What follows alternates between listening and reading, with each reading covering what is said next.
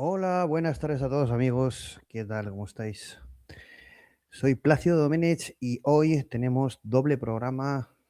Empezamos la semana con un INSIDE X y con un debate X ahí. Para empezar la semana a tope porque está el tema on fire.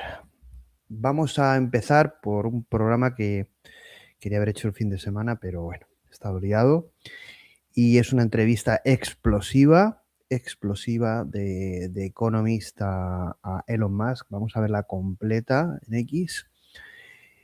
Y bueno, os aconsejo que no os la perdáis, ¿no? Entonces, bueno, vamos a hacer ese análisis y luego esta tarde a las 8 a las 8. Porque bueno, el INSIDE X tenía que haber sido a las 3:30, pero ya os dije que en verano y de normal, como voy auténticamente de culo, pues bueno, cuando puedo, cuando termino, cuando lo preparo, pues aparezco. Eso sí, el debate sí que será a las 8. Y nada, hablaremos de lo que todo el mundo está hablando. Open Source AI Wars, las guerras del código fuente, del Open Source, de las inteligencias artificiales, de los modelos abiertos, del Open Source, del Open Weights, de los pesos abiertos, bueno, en la que, bueno, Jensen Huang, el CEO de NVIDIA, en su primera publicación en X, lanza ese manifiesto, publicación a la que muchas empresas adhieren, a las que le van siguiendo muchas más. Prácticamente todas están de acuerdo, excepto una, nuestro amigo DIRIGE y su compañía Anthropic. Y bueno, hay otras que no lo han firmado, ¿eh? Entonces, hay una pequeña falacia en toda esta guerra, debate, que ya desmonté o lo intenté, ¿no? En el programa de Jensen Huang. Lo hicimos, creo que el viernes fue. Pero bueno, vamos a hacer que va a ser continuación. Vamos a hablar de la gente que ha apoyado OpenAI, Google, Demis Hassabis, Sakana, bueno, mucha gente, ¿no? Y quien no, Darío Modey, algún ingeniero que se ha salido un poquito del tiesto de Anthropic, que ha sido vilipendiado y criticado hasta, bueno, ha sido la diana de muchos. Hablaremos de Ilya Sutskever, que ha llegado a un acuerdo con NVIDIA, que ha visto Jensen Huang, que ha visto NVIDIA para invertir tantísima pasta en SSI, la superinteligencia segura del amigo Ilya Sutskever, que lo echábamos mucho, mucho de menos. A ver si lo volvemos a tener al pie del cañón, pero sobre todo con desarrollo e investigación, como él decía, que había que volver a la investigación en temas de superinteligencia, en temas de inteligencia artificial. Y nada, también tenemos un programa, que no sé si lo haremos esta semana o la que viene, sobre la Odisea, ¿vale? Yo le he titulado la Odisea ahí, donde, bueno, hablaremos la relación de la película, del relato, con la era de la inteligencia artificial, con el desafío a los dioses, ¿no? Y bueno, y como fondo, pues ese caballo de Troya. Quizá la inteligencia artificial sea ese caballo de Troya para nuestro nuevo proyecto civilizatorio, ya sea para crearlo o para destruir el actual, o bueno, para ambas cosas, no lo sabemos, pero está clarísimo que vivimos un momento importantísimo, también un momento dramático con todo lo que está ocurriendo en nuestro país. Es muy, muy, muy, muy preocupante lo de los incendios, pero bueno, todo lo que viene ocurriendo en nuestro país. Yo creo que España necesita un reset. España necesita una revolución civil, pacífica, intelectual, de la sociedad española, que suponga un reset y una creación de un nuevo sistema. No digo que haya que abandonar la democracia, pero digo que con esta gente, y no hablo solo de la gente que está en el poder, con esta clase política, también nosotros como sociedad hacer autocrítica. No somos capaces tampoco de cambiar las cosas, o no sabemos o no nos dejan, pero hay que hacer también autocrítica del aborregamiento. Y bueno, vamos a ver hacia dónde va todo esto. Está claro que la entrevista de Elon Musk defendiendo, no la he visto, pero defendiendo a América y su proyecto civilizatorio, cosa que ya detecté en la carta manifiesto de Jensen Huang, CEO de NVIDIA, que bueno, que sí que hacen una defensa, pero no es una defensa muy global, humana, especista, sino más bien americana, imperialista, ¿no? Entonces, bueno, volvemos otra vez a lo mismo. Quizá debamos decidir si vamos a ser dueños de nuestro destino o vamos a servir a algún castillo medieval, ¿no? Ya sea en España, en Estados Unidos, en China o en otros sitios o en muchos. Este programa también, pues bueno, está en la línea de este xHUB.AI, este verano ahí, de xHUB.AI, donde no paramos. no paramos. Tomamos algún respiro, pero casi más motivado porque estoy pensando muchas cosas, ¿no? Tampoco vamos a... porque no es muy pronto para que no se nos solapen los dos programas y tenga tiempo de respiro. Lo estoy pensando mucho sobre el devenir de tanto de xHUB.AI como cosas que estoy haciendo a nivel de empresa, como a nivel de desarrollo, a nivel personal. El mundo, la humanidad, humano X, manifiesto X, y bueno, y yo, ¿no? A ver qué es lo que quiero, qué es lo que me hace feliz y hacia dónde quiero dirigir todo lo que me rodea, ¿no? Y bueno, vamos a decir tres cositas y empezar con la visualización de la entrevista, que iremos haciendo el análisis a medida que la vayamos visualizando. No esperaremos al final porque si no. Y bueno, xHUB.AI, sabéis que este es un programa de xHUB.AI, sexta temporada. No hemos parado ningún verano, creo, no me acuerdo, pero es verdad que hemos hecho 24/7. Vamos para 150 programas. En proyección creo que llegaremos a los 250, yo creo que no. Pero vamos, de 200 a 250 programas al año es una auténtica locura. xHUB.AI, la comunidad de Inteligencia Artificial y Ciencias transversales de habla hispana. Bueno, tengo que decir que mucha gente, vamos a hacer esta tarde lo del debate de las guerras de open source, ¿no? Y van a venir invitados. José, sé que muchos lo preguntáis, bueno, José y mucha gente, ¿no? No vienen porque tienen vacaciones. Es decir, es verdad que estas fechas son muy malas tanto para las entrevistas como para los debates. Entonces, bueno, muchos disfrutáis, que sean programas individuales, otros echáis de menos. Bueno, os gustan las dos cosas y habrá gente que solo le gustan los debates y las entrevistas y sin ningún problema. Las habrá, no hay ningún problema, pero bueno, la gente está de vacaciones. Y julio, agosto, principios de septiembre, ya os digo que complicado. Lo dicho, la comunidad de Inteligencia Artificial y Ciencias transversales de habla hispana, referencia del sector, y si queréis estar en el Discord, donde vamos para 600 miembros, pues nada, me enviáis un mensaje directo, un correo electrónico, os paso un enlace y estáis dentro. Tengo que deciros que muchas gracias por todos los comentarios que me hacéis cuando vais a entrar en el Discord. Es verdad que, normalmente aprovecháis que queréis entrar en el Discord para enviarme algunos comentarios, pero bueno, os agradecen un montón, porque decís cosas que, bueno, yo no sé si me merezco, pero sí que es verdad es que la pasión está para merecérselo, ¿no? Pero bueno, muchas gracias desde aquí a todos los comentarios positivos. Los negativos, si son constructivos, pues no recibo. Cuando son de alguno en redes, muy poquito, ¿no? La verdad es que hay muy poco hate. Si os gusta lo que veis, lo que conocéis, lo que escucháis, de lo que hacemos o lo que hago, pues en el canal de YouTube o en podcast, poned me gusta, compartid con la gente que no conoce el canal, que es verdad que estamos sometidos al algoritmo. Cuando preguntáis, oye, ¿por qué no tiene más visitas el canal? Bueno, depende también la publicidad que podamos hacer, los movimientos que podamos hacer en este sentido. El algoritmo de YouTube sé que nos va a desfavorecer bueno, yo estuve viéndolo y entonces nos planteamos irnos a plataforma propia y utilizar YouTube solo como publicidad, pero bueno, ya veremos. En definitiva, compartid, comentar y suscribíos al canal de YouTube o a cualquier plataforma de podcast, es gratis, y apoyáis todo lo que hacemos como comunidad y lo dicho, en YouTube o en cualquier plataforma de podcast, principalmente iVoox, Spotify, Apple Podcast, pero bueno, estamos en todas. Venga, vamos al lío.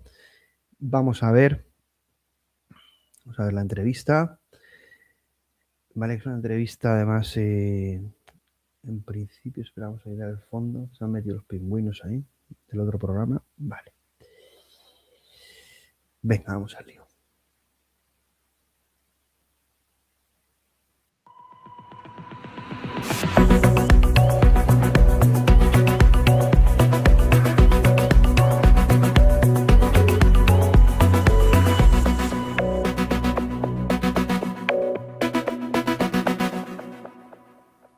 Elon Musk, thank you so much for joining me on The Insider. Thank you for having us here at Tesla Giga. It is really hard to introduce you without using superlatives. I mean, you are doing, I think, more to build the future than literally anybody alive right now. I'm doing a lot of building in general. You're doing a lot of building. An instinctive builder, I suppose. I just like building things. You are, but you're building. You know, run around building things all day long. You run around building a lot of things. Yes. You pioneered electric vehicles, you revolutionized space travel, you've got a cutting-edge AI model now, humanoid robots. Can we start this conversation by you putting all of this together? Yeah. Tell me what the world's going to be like in, let's say, 10 years, if you succeed. 10 years, so we're talking 2036. Yeah. Hopefully we'll both be around. Hopefully, yes. We can. Probably. Most likely, we will be. It's hard to imagine the future where there's not an overwhelming amount of artificial intelligence. Meaning, like in 10 years, I would expect artificial intelligence to be far greater than the sum of human intelligence. Like, far greater. In fact, I think AI may exceed the sum of human intelligence in around 5 years. In 5 years? Roughly 5 years is my guess. So there really won't be anything that AI can't do better than humans, apart from being human, perhaps. At a more prosaic level, what will life be like? The most likely outcome is an age of amazing abundance, where anyone can have anything they can think of. This may sound preposterous, but well, here we are in 2026. Let's see where we stand in 2036. Now, of course, there are things that could derail this, like a massive global thermonuclear war or something like that. But assuming that there's not World War III, I think we're headed for an age of amazing abundance. So this is, I guess, a message of optimism and excitement about the future. So we'll talk about the abundance in a second, but just on a very prosaic matter, how are your companies going to be making money? Because when you, in the SpaceX IPO prospectus, it looked as though the overwhelming amount of the revenue would be coming from AI, from Grok, really. It won't be transporting things to space, as SpaceX is now doing. What will your companies be doing in 10 years? And how will they make money? Well, you can really think of the economy as digital and physical intelligence. So what we have right now advancing very rapidly is digital intelligence, obviously, with AI that is, it seems, almost with every passing week, there are more AI breakthroughs. It can do something amazing that it couldn't do before. But it's still somewhat confined to the digital realm. It doesn't have end effectors. You need the end effectors in the form of humanoid robotics. You need basically lots of bots, in a nutshell. You need lots of bots. And then you can go from intelligence manifesting itself only digitally to shaping atoms. And you say, what is an economy? An economy is the production of goods and provision of services. And if you have vast numbers of robots with vast amounts of digital intelligence, you have a sort of a quasi-infinite economy. So this is really the future is going to be very, very different from the past. There's no analogy or metaphor that I think illustrates the magnitude of change that we're going to experience here. I understand that, and I'm also trying to kind of figure out what that world will look like. But I in think some it'll way, be good. It's going to be pretty incredible. Yeah, we'll also do. There are some risks too. There's We'll risks. come to those. We'll come to those. But yes. just on how then you make money, because in the end, people are buying your shares because they expect you to make money. Do you sell I'll robots? make another prediction. Money won't matter in 2036. I'm not sure that the people who bought your shares think that money won't matter in 2036. Well, what do you want money for? You want money for goods and services, right? You want money for, obviously, food, housing, transport, entertainment. Well, if that is so abundant that there's more, that the robots and AI are providing more goods and services than any human could possibly consume, what do you need money for in that case? But you're creating these robots. Are you I guess then between selling now and then you'll need money, sure. Are you selling these robots? Are you selling humanoid robots, or are you producing goods and services with the humanoid robots that you control? I give you the Levi Strauss. Are you selling? I think I would probably be. It would be an exercise in vanity for me to think that I would be controlling super genius AI that is vastly smarter than me. I think what we can and should try to do is to make sure that the AI has good values, that it cares about humanity, and that it wants us to be happy and prosper. I think it probably will be. What my biological neural net tells me is that the most important thing for AI safety is to be maximally truth-seeking and curious. If that's the case, I think it will foster humanity. So let's unpack that. You're sure that humans will no longer be in control in 10 years' time? I think it is unlikely, in the same way that if the difference in intelligence between AI and humans is vastly greater than the difference in intelligence between AI and chimpanzees, it's hard to imagine that the chimpanzees would be in charge. I'm really and struck we are by this. essentially an evolved form of chimpanzee. So it wasn't that long ago that we were swinging through the trees, eating bananas in the jungle. And we still eat bananas, by the way. We do. We do. And there's still, bananas. Sometimes swing through trees as well. Yes, we sometimes swing through trees. It's kind of fun. It's sort of reminiscent of the past. For all time's sake, swing through the trees once in a while. Probably, there should be more swinging through trees. I bet it's way more fun than people think. I'm with you on that. I'm definitely with you on swinging through trees. I love swinging through trees. But I'm really struck listening to you say this now, because I've been listening to a bunch of things that you've said over the years. Yeah. And 10 years ago, you were on a podcast, I think it was with Neil deGrasse Tyson, and you said that the thing that terrified you most was rapid recursive self-improvement in AIs. Yes. And that you said, and it really struck with me, you said that we will just be the pet Labradors at the best. Well, then. Now you see... Labradors are pretty happy creatures, that's my experience. But in 2023, you asked for a slowdown in AI because you were worried about it. Well, I signed on to, as one of many, like 500 people. I was just, one of many signatories on that thing. But I think even last year you said, I know, where was it, Ted Cruz's podcast, you said there was a 10 to 20% chance of killer robots wiping out humanity. Yes. So you sounded worried then. Now you seem very relaxed about it. Have you changed your view?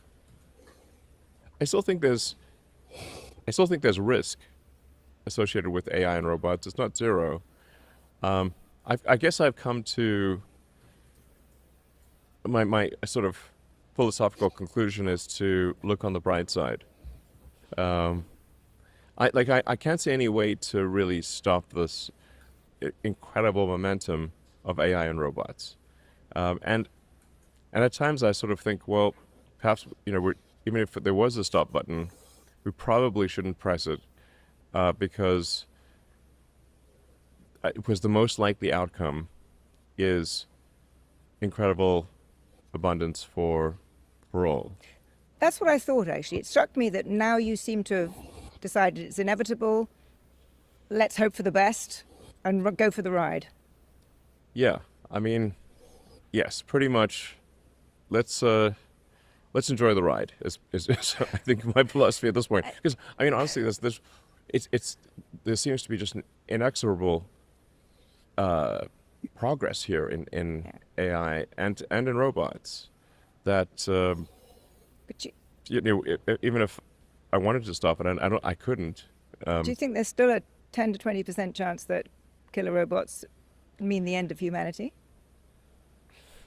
That's a high P-doom, as they say. Well, in the long run, we're all dead, of course. So I mean,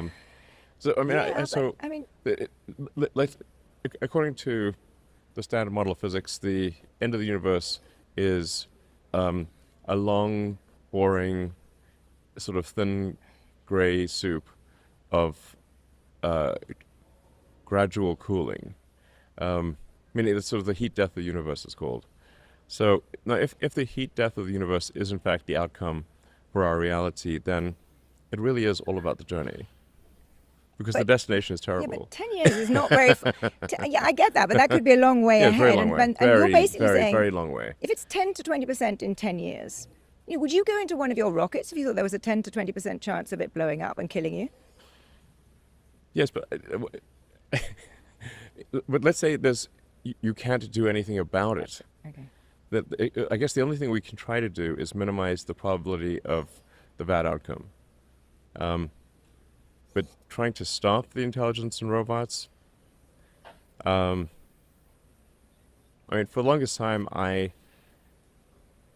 declined to participate in AI, or was, created OpenAI as essentially a counterweight to Google, because at the time they had more or less a monopoly on AI. And then Anthropic spun out of OpenAI. And if anything, it seems like what my actions have really accelerated AI. I wasn't really aiming to accelerate AI, but in creating OpenAI and then having Anthropic spin out of that, and now currently Anthropic's the leader in AI.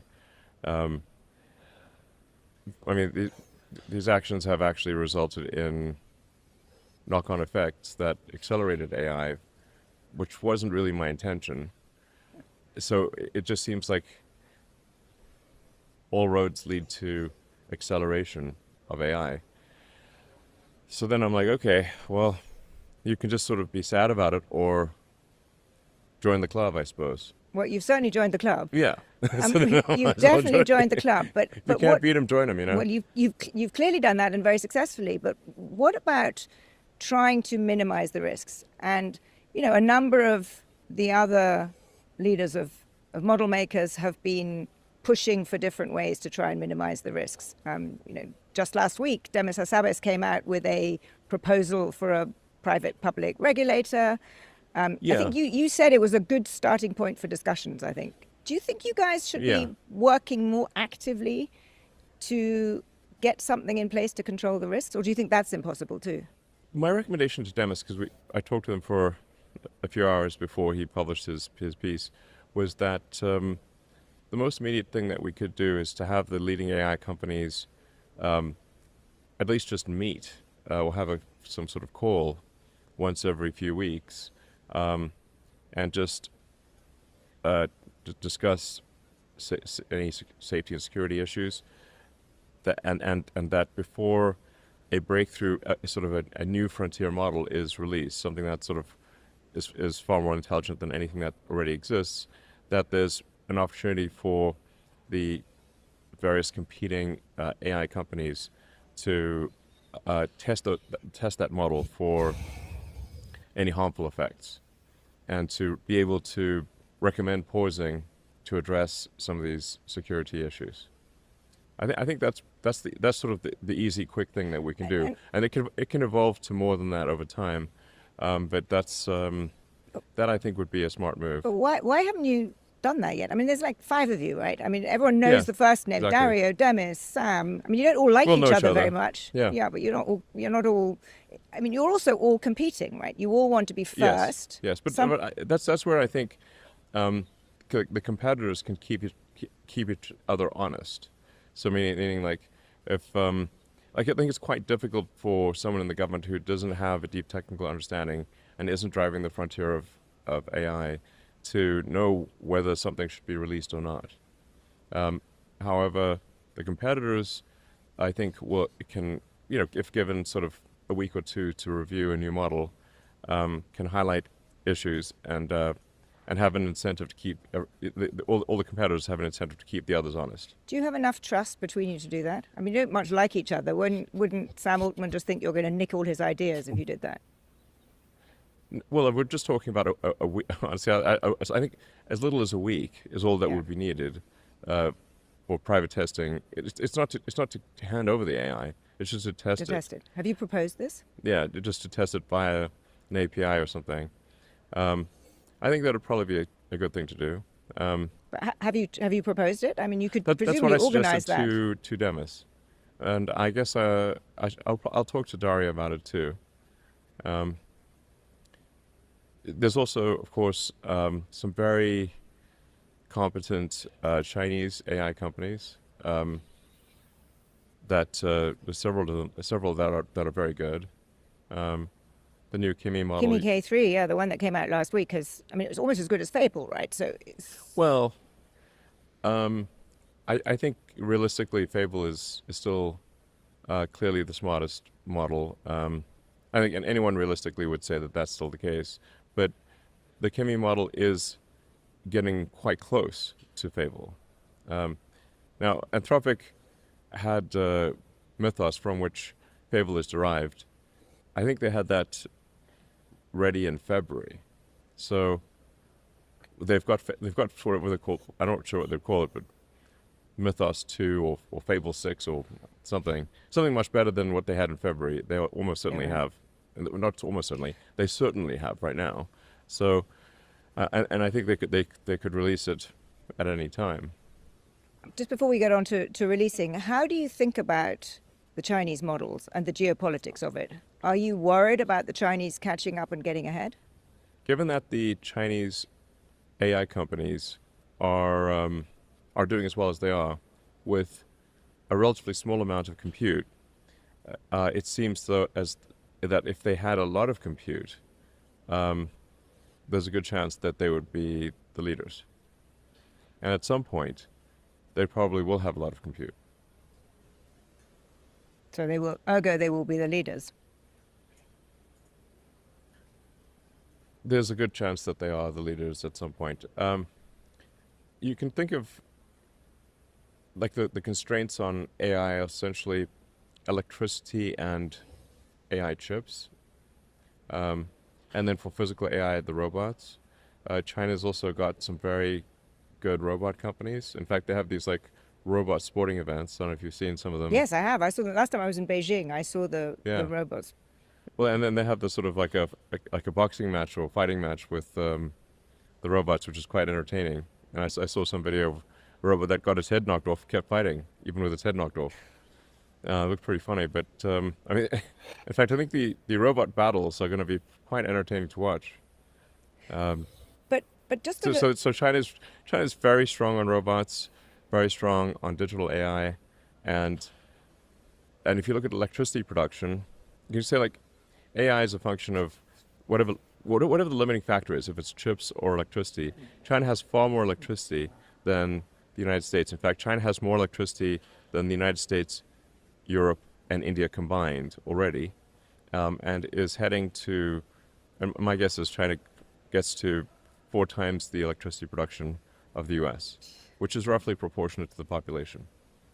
What should the US government do about this? I mean, if you presumably it is a little alarming if you have an authoritarian regime far ahead in the most powerful technology. And clearly what the US government's been trying to do is, with the export controls and so forth, keep China back.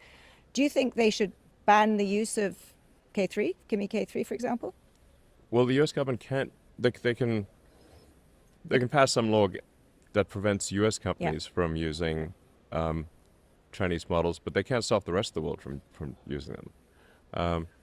So it's not like the US government has authority over China or the rest of the world. Do you think they should stop US companies from using them? There's talk of that right now, right? I don't think that helps. That won't stop China from being the leader in AI. Really, it's for digital intelligence, it comes down to how much AI compute do you have? How many chips do you have, and how much power do you have? How much electricity do you have? So the constraint right now, I think, is actually slightly more on power and cooling than it is on AI chips, because the power demands of the AI chips are very, very high. We'll talk about water demands, but really the water usage of AI is negligible, or almost nothing. But the electrical demand is very high. That's why you're thinking of orbital data centers, presumably. Yes, the constraint for any AI chips not being turned on in China is electricity and like power and cooling, and the electrical equipment and everything.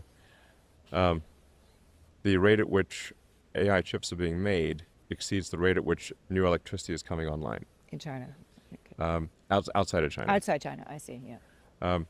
And since China, the U.S. has banned the export of the latest AI chips to China, China is somewhat chip starved. But they are becoming much more efficient at using the chips that they have, and that one of the striking things of Kimi K3, right, is how efficiently they. And China is also, I think, closer than most people realize to solving the lithography problem, which would enable them to make AI chips at very large volumes. So I think there's, this shouldn't evolve into just a China conversation, but so the current constraint is electricity outside of China. In China, the constraint is chips. Once we address the power constraint with AI data centers in space, then the constraint will once again be chips outside of China. That suggests to me that you need China and the US, if you're going to have some overall safety constraints, that they will need to work together. If you are going to try and you suggested, the 5 model makers working. Probably it should include the Chinese companies that are doing frontier AI models too. And do you think governments need to be involved? My recommendation would be that if some of the leading companies in AI say that a new model is very dangerous, then they should inform the government. And a new model is very dangerous, and that the company producing that model is not taking steps to address the danger, then they should alert the government to take action to limit the release of that model. And that could be action by the Chinese government or action by the U.S. government. It's really just the U.S. government and the Chinese government that have the power to take action here. But I guess people would be worried about relying on a group of model builders to decide whether to do this. I mean, if you look at what the U.S. government has done with Mythos, they stepped in because they were worried about the cybersecurity risks, and they stepped in using threat of export controls to prevent the widespread release of this model. I find it hard to see how governments will not want to keep that power, that they ultimately decide whether a model gets released. I think they should have that power, but it wasn't as though someone in the government figured out that Mythos had some scary cybersecurity risks. It was Amazon. Amazon highlighted this, and Amazon called the White House. So you'd have a system where the model makers would check each other's work. If there was something that worried them, you'd tell the government. Yeah. The government would then think. Okay, if there's something that was worrisome and that company was not doing anything to address that risk, then that would be the moment for government to step in and take action, which is literally what occurred with Mythos. How soon does all this have to happen? Well, I think it'd be good to do that, immediately, really. Yeah, that's what people keep telling me. We have to get some kind of system in the next 6 months because of the pace at which the models are improving. Yeah, 6 months is a long time. So you think shorter than that? Well, there's so many AI breakthrough announcements, sometimes multiple per day. How many were there last week? A lot. I lost track, Yeah, a lot. So you basically, whether it's Demis's proposal or others, you need to get together and get this set up kind of now, it sounds like you're telling me. Yeah, I would recommend that we at least have some sort of informal weekly or bi-weekly call, and that there's maybe a week or 2 weeks of early access by competitors. And this is why I think the incentives work, is because if competing companies, I think, are likely to understand if something is a security risk, and they're not going to be shy about highlighting that their competitors' models should be delayed in release. I think the incentive structure does work quite well there, and if this is sort of how it works with the Motion Picture Association. It's an industry group that decides how movies should be rated, whether it's appropriate for young children or not. And and that seems to have worked quite well. So, and then you really just ask the government to intervene if a company is doing something very dangerous and refuses to take action to reduce the danger. Do you think this is a tricky one? But you guys don't much like each other, and you don't much trust each other. You're insulting each other on social media constantly. So do you think you can do that with people that you dislike, that where there seems to be such kind of personal vitriol between some of these leaders? Yes. Well, I'm not a fan of Sam Altman because if you started a nonprofit that was meant to be an open source AI company and owned by the world, and it somehow got turned into an $800 billion for-profit company with closed source, I think you'd be like, well, wait a second, that's the exact opposite of what I donated the money for. That's my issue. I think it's a legitimate one. And then Dario, I think, also is not a fan of Sam Altman because he felt, in fact, the reason the Anthropic team left OpenAI is because they didn't trust Sam Altman. Otherwise, Anthropic wouldn't exist. They would still be at OpenAI. I think Dario is a very principled person. He cares about things a lot. Cares about the future of the world, and I think everyone I've met at Anthropic so far has been, I'm like, no one set off my evil detector. You know, they always seem like they're well-intentioned.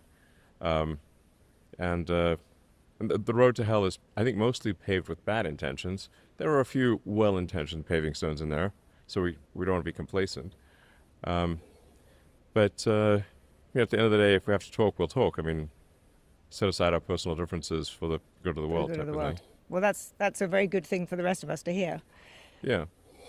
Can we turn to one other risk that people worry about, particularly, I think, ordinary Americans, where AI has become incredibly unpopular. 75% of people are worried about it, and I think they worry about their jobs. And if you look at, Dario has said famously, what 50% of entry-level white-collar jobs will be gone within a few years. You're building humanoid robots. Yes, he also said, Dario did dig his own grave here regarding Mythos, because he said, Mythos is like super scary, terrifying, and also, by the way, we're going to release it. And then he's like, what do you mean? So I think I think probably in the future we'll choose his words differently. But what's because your obviously, if you terrify everyone and then say, "Oh, we're releasing this terrifying thing," people will obviously be alarmed about that. You've literally told them to be scared, and then you release the scary thing, and so they will be scared. That is natural. So I certainly don't want you to alarm people, but I do think there is a really important debate about how quickly and to what degree AIs displace people from jobs, because it is, as you say, if in 10 years there's more intelligence, artificial intelligence, than any human intelligence. Yes. And if you are, and I think you're ahead of everyone, at least in this country, on powering humanoid robots, that's also going to be kind of factory work. So are you closer to Dario, let's say, in your sense of the pace at which jobs are going to be displaced? I do think it's going to be a bumpy road, because AI will be able to do any job better than any person can do that job. And that will be true very quickly of jobs that are digital, or really anything that involves a person at a computer or on a phone. AI could do all of that. We'll be able to do all of that very soon. For software engineering, we already have a situation where AI is better than at least 90% of humans at writing software. 90% of professional software engineers at writing software. And really it's getting to the point where it'll be better than 99%, and then it'll get to the point where there's just no way to compete. It'll get to what I call stockfish level. So stockfish. Okay, so Stockfish is the chess program that Stockfish is so good at chess that it will easily beat Magnus Carlsen or anyone at chess even running on a small computer. I suspect that you could probably run Stockfish on your phone and beat Magnus Carlsen. That's how good it is at chess. And that's how good AI will be at writing software. And beyond software? Beyond... And that applies to everything. Everything... Everything. But what about you for physical jobs, for assembly jobs, you will also need the capability in humanoid robots, which so far isn't there yet, is it? Right. So that's why I said digital AI and then physically manifested AI in the form of robots, where the robot is more or less an end effector. It would have some amount of local intelligence, but be managed by a large AI model. And I've said many times, I think work is going to be optional. So, so I think maybe a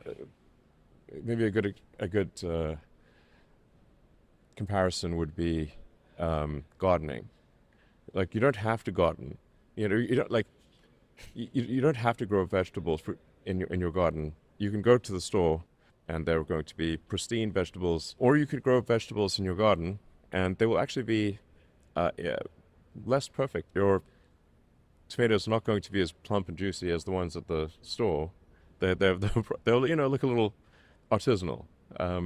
But if you go to a friend's house and they make dinner with vegetables from their garden, it's a nice touch. So that's what work is going to be like. I get that. I mean, in that world, I would be hopeless because I can't garden to save my life. But I get the idea. People still like playing chess with each other, even though every computer's better. But let's just think about the politics of this. Yeah. Because it sounds you're describing a world where within 10 years, pretty much every job can be done better by an intelligence. And yes, you're seeing huge returns to this intelligence. Two people like you're the wealthiest man in the world. People who lose their jobs, who are displaced, who may go off and garden, but how are they going to live? And what kind of, it sounds to me like universal high income. But how are you going to get there? Let's talk about the politics of this. Because right now, if we look at the political pressures in most countries, people are very, very worried about this, very against it. I mean, it seems to me that there's a risk that we're heading more for revolution than for an easy route to this nirvana you're playing out. I mean, it will be a bumpy road. I'm not suggesting it will be that everything will be smooth sailing here. So, I mean, there are many jobs that used to exist that don't exist because of computers. I mean, the word computer used to refer to a person doing computations. Like, that used to be a job description of a person. And you can see pictures online of buildings that have entire skyscrapers just filled with people doing calculations to do things like calculate the interest on your bank balance. This is how things were done for a long time until computers came around. And even in the beginning, computers were very expensive and hard to use. So the thing that's different here is that the pace of change is radically accelerated. So, but still some people were upset that their job of calculating bank interest would no longer be available. But now I think you'll be hard pressed to find people who want to do that job. So I think I have a suggestion for science fiction books people might want to read to get a sense of what the future will be like. And the best envisioning of an AI future that I've read are the books by Ian Banks, the culture books. I'm just reading Accession. So I've thanks to you, I've started reading these. But I actually don't find that future a terribly appealing one, because I don't think humans have agency in that future. They have agency. Minimal compared to the mind. Small way. But the irony, Ian Banks, as you know, was a socialist. Ian Banks had a very different political philosophy. I'm not sure I would entirely agree with that. Let's agree that could be where we end up. I'm concerned about the road, and we live in democracies, and people are very worried about this. So I guess two questions. Firstly, do you have to have massive redistribution from people like you to the people who are losing their jobs? Do you need to pay more tax? Do you have much higher taxes on capital so that you fund some kind of universal income? Otherwise, what do people live off? I think that the Treasury should just simply issue people checks. Well, but where's the revenue coming from? I mean, I'm enough of an economist. If you just issue checks, you're going to have inflation. This is like a lot of what we're trying to think about is these things were relevant in the past. They will not be relevant in the future. So, like inflation is simply the ratio of money to goods and services. So, if the goods and services output increases dramatically, if it increases, 1,000%, you can literally print, or these days change the database. It's not print money. You create money in the database, provided the creation of that money is less than the rate at which goods and services increase. You actually have deflation. So I'll make a prediction, which is that deflation will be the issue, not inflation. Because as the output of goods and services increases, if the output of goods and services increases faster than the money supply, you will have deflation. I'm perfectly willing to believe that. You may well be right. Yeah, you may well be right. But I'm really hung up on how we get from the current polarized, angry, fearful polity we have now to this nirvana. And I think you can paint a picture where people are so scared by this, they essentially try to stop it. Maybe they can't, but you get nationalized. There's a kind of, far left government. There's exorbitant tax increases. The kind of economy crumbles because people are so worried about a future, which does sound quite scary as you describe it. So how do you handle the politics now? It's exhilarating and terrifying. But if you were in the, exactly. Honestly, and if you ask me on any given day, I in fact, even intraday, I've gone from exhilaration to terror regarding AI. So I want to be clear. I'm not sort of some, I'm not trying to be sort of candide here and just be some, everything's wonderful, some Panglossian view of the world where everything's, going to be great, no risk. I'm saying there is some risk. I think we agree on that. I guess I'm trying to be more sort of, small bore and practical and think about what can be done now to limit those risks. And you gave a very strong argument for what you and your fellow model makers could do. What should governments do? I think it probably would be good for us to coordinate and just highlight issues that we see in each other's models to mitigate downside risk. What should you be paying more tax to fund more transfer programs? Well, first of all, I do pay a lot of tax. So, in fact, I set a record for the most amount of taxes ever paid by a human. That's also because you're the world's richest man. Well, even before that. So my guess is that I will pay many trillions in tax, and I'm fine with that. That's just the way it's going to be. But I don't think in a future where money is relevant, I think taxation also becomes somewhat irrelevant. And what about giving people a sense that they have a share in the upside? Sure. Giving people shares in SpaceX and Tesla. Do you think that's and there's a lot of talk about this right now. Well, one of the reasons I took SpaceX public is so that the public could participate they could own a piece of SpaceX, whereas as a private company, we're very limited in the number of shareholders we're allowed to have before going public. So as a public company, we can have millions of shareholders. As a private company, we're limited to just a few thousand shareholders. So, do you think there should be distribution of shares, like the Alaska Wealth Fund is there for could you imagine a world? And some people talk about the Trump accounts being a kind of vehicle for this, that a share of your equity goes to ordinary Americans. Right. Well, in the taxes that I pay, I mean, I'll so for my stock options, I pay 40% income tax on a national basis, and then because I spend, I don't know, about 30% of my time in California, thereabouts, I pay another sort of roughly a third of the California state taxes, which are now around 15%. So I pay about 45% in taxes, just so people know this. I don't know.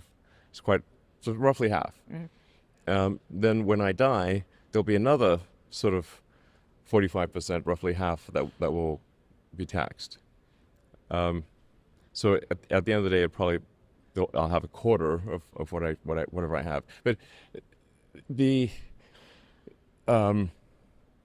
I think the only thing it gives me is that for some period of time, I would have control of the direction of the companies. So it's not, that's pretty much all it gets me. And until I guess the AI is so smart that it's in charge. And at that point, controlling companies won't really matter.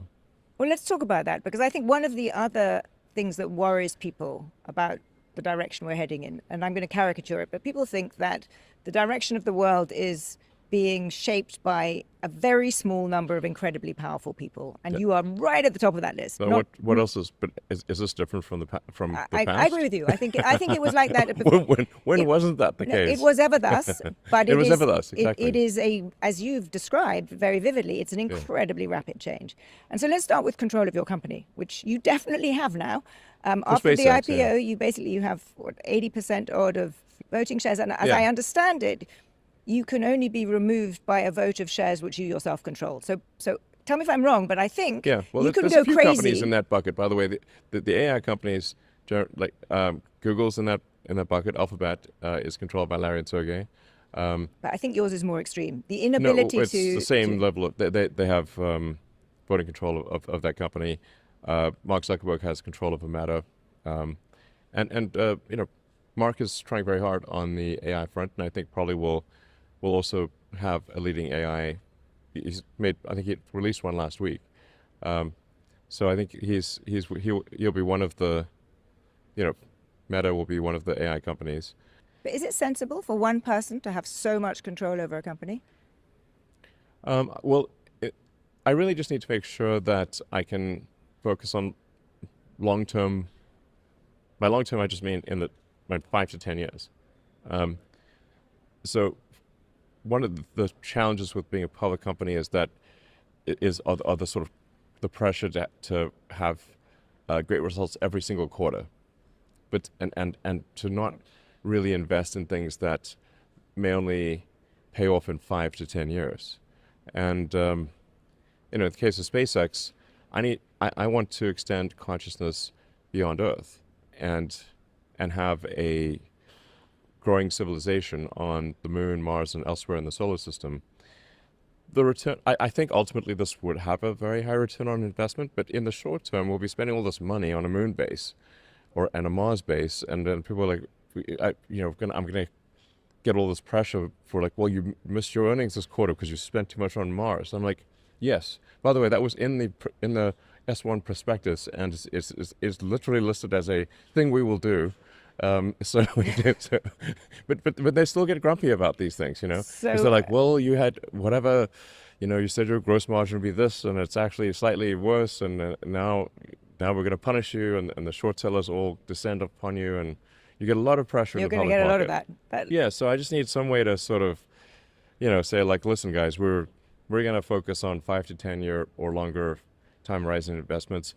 This will depress our short-term earnings, but if you take a long-term view, and there are investors, we have many investors that do take a long-term view. In fact, I'm a big fan of the retail investors. In fact, I find our retail investors, on balance, they're very insightful and have very long-term views.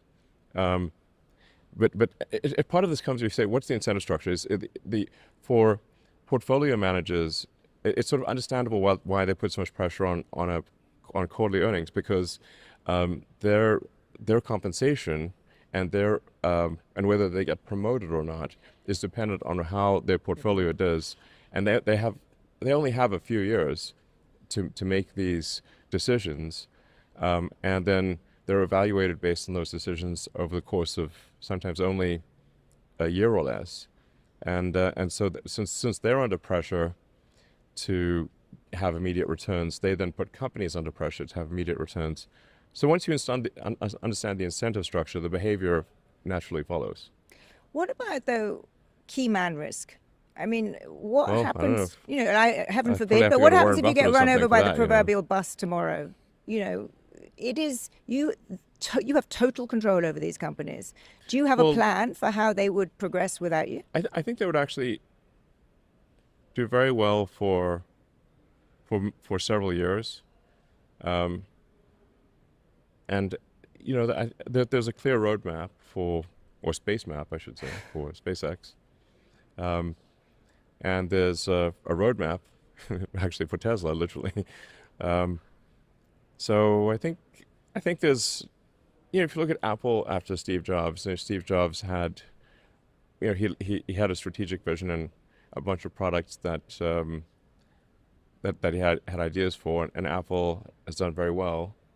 But when you don't have a creative genius like Steve Jobs, what Apple's missing are the incredible breakthrough products. Yeah. So they make amazing phones, great computers, but Apple hasn't come up with a sort of Steve Jobs level breakthrough product. So by analogy, that's what you bring to all of your companies. You mentioned Mars. Most people think of you as the man who wants to, create a colony on Mars so we have multi-planetary civilization. I've been saying that for such a long time. You have, but now you seem more focused on AI and what AI will do in the next 10 years. And you sound much more excited about using the moon as a base from which to, pop out orbital AI satellites. Have you shifted your attention away from Mars, or are you as interested in colonizing Mars as you ever were? I'm interested in the set of actions that propagate consciousness into the future to the maximum degree possible, so that the future light cone of consciousness is as big as we could, like that. There's an exciting future where we're a spacefaring civilization out there among the stars, and the great things that are envisioned in the non-dystopian sci-fi books and movies become real one day. I sort of want the Star Trek, Star Wars future. The Star Wars was the first movie I ever saw in a theater, by the way. Really? Yes, probably maybe it had a profound effect on me, I suppose.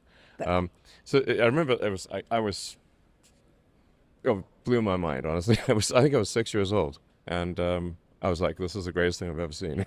Has your life been about making that happen? Yeah, I didn't think it would be, but when I was young. But my life feels somewhat surreal. I can't believe these things are actually happening. I think the world feels somewhat surreal. It makes me believe in simulation theory, where it's like, well, the things I'm doing are so preposterous that it's hard to believe they're real.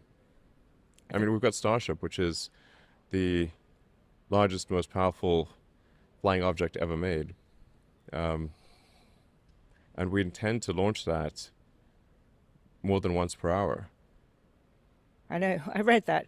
And we can, people can quibble about how quickly it happens, but I think based on your track record, we should assume it will happen at some point. It will happen.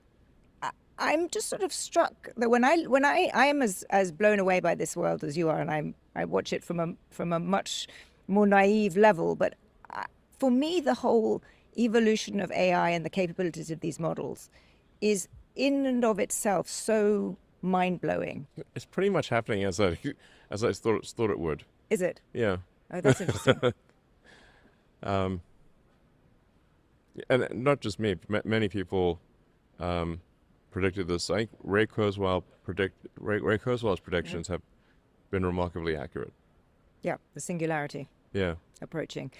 Let's go back more immediately to the here and now. We've talked about concentration of control in your companies. You've made a very good case for why you should have it. You also have, through Starlink, incredible geopolitical power. I mean, I'm one of your customers. Thank you. Excellent product. Great. But without them, the Ukrainians would have been in serious, serious trouble. And when yes, the Ukrainian government has publicly thanked Starlink many times for being instrumental in defending Ukraine. And you recently decided to prevent the Russians in the occupied territories from having access to Starlink. Well, no, we were never at any point selling Starlink to Russians. But they were grabbing it, right? They were using it, and you've now stopped them from doing that. Well, they essentially got Starlink units that they ordered through Ukraine, and then smuggled them into into eastern Ukraine where the Russians are, and were then using them in some cases for attacks. Now, in order to address this, what we worked with the Ukrainian government to create a whitelist of approved Starlink terminals. Now, this has some downsides because a whole bunch of people who were just innocent users of Starlink and just trying to access the internet for work or for education now don't have Starlink. These are geopolitical decisions of consequence. How do you feel about having that power? You can determine the outcome of wars. How does that feel? And is it right that you should have that power? Well, I'm not sure we're determining the ultimate outcome of the, say the war in Ukraine. I think I do hope that there's some sort of peace agreement reached soon, because for like 2 or 3 years now, the border has barely moved, and every day there are lots of people dying at the front line, and I think there's a lot of wishful thinking here of people saying, well, Russia should completely withdraw, etc. But this is not realistic.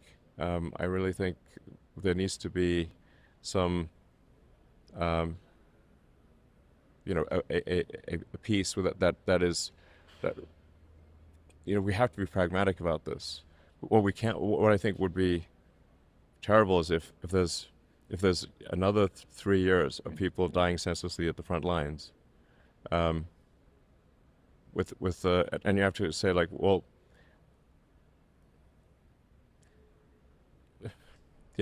how do you explain to the children of the men that are dying at the front lines? Russia, on the Russian side too, by the way, they've been conscripted and sent there. I am quite offended by sort of fancy diplomats who have, 7-course dinners in luxurious places while people are dying at the front lines, and who pontificate about how Russia should withdraw, but they're not going. Russia's not going to withdraw. So there really needs to be an accepted peace along those lines. And do you think it's your responsibility to play a role in tipping the scales towards what you see as the right way to peace? I've been advocating peace for a long time. I posted a few years ago that there really needs to be some concession here to Russia. This is not me being pro-Russia. I'm just being pragmatic. Or people will die for years with nothing achieved. And that is exactly what happened. I don't know. I mean, the Ukrainians are doing pretty well right now at, with their incredible drone capacity hitting inside Russia, and the kind of general consensus is that the balance of the war is shifting. But my point is not so much Ukraine about what is not going to retake those territories. It is not going to happen. My interest is really on whether you think, given that you have through Starlink, you have an incredible power, whether it's appropriate that you should wield it. And that's quite rare, that an individual actor has such power by turning on and off a capability to shape conflict. Well, is there something you think I should do differently? I mean, I think you were right to support Ukraine. I think that, as it won't surprise you, I think that the Russian aggression was, for many, many reasons, an appalling aggression. And I think that was an important thing that you did. Yeah, I mean, I did a very deep dive into the background of that conflict to understand exactly what was going on. I'm reminded of the old adage that there are no angels in war. It's a similar tone, I think, about domestic politics, where you've played a big role domestically, politically here. You spent a lot of money on Donald Trump's re-election. After the election, you got very actively involved. Through DOGE, you tried to cut a lot of spending, reshape the government. How do you feel? That it wasn't hugely successful in the sense that, there wasn't nearly as much spending cut as you tried. How do you, as you look back on that, Do you regret getting so involved in politics? Do you think it was a good thing to do? I think I got a little too involved in politics, got carried away, frankly.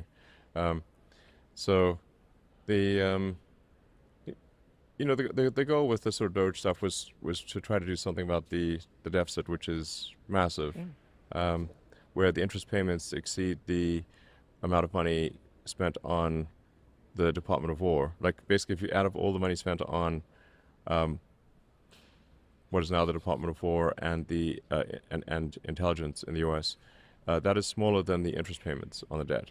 So that we need to sort of take a close look at spending and make sure that money is being spent in sensible ways and that it is not wasted or spent on fraudulent activities. I got a lot of flack from this for this, obviously, but the people don't understand just how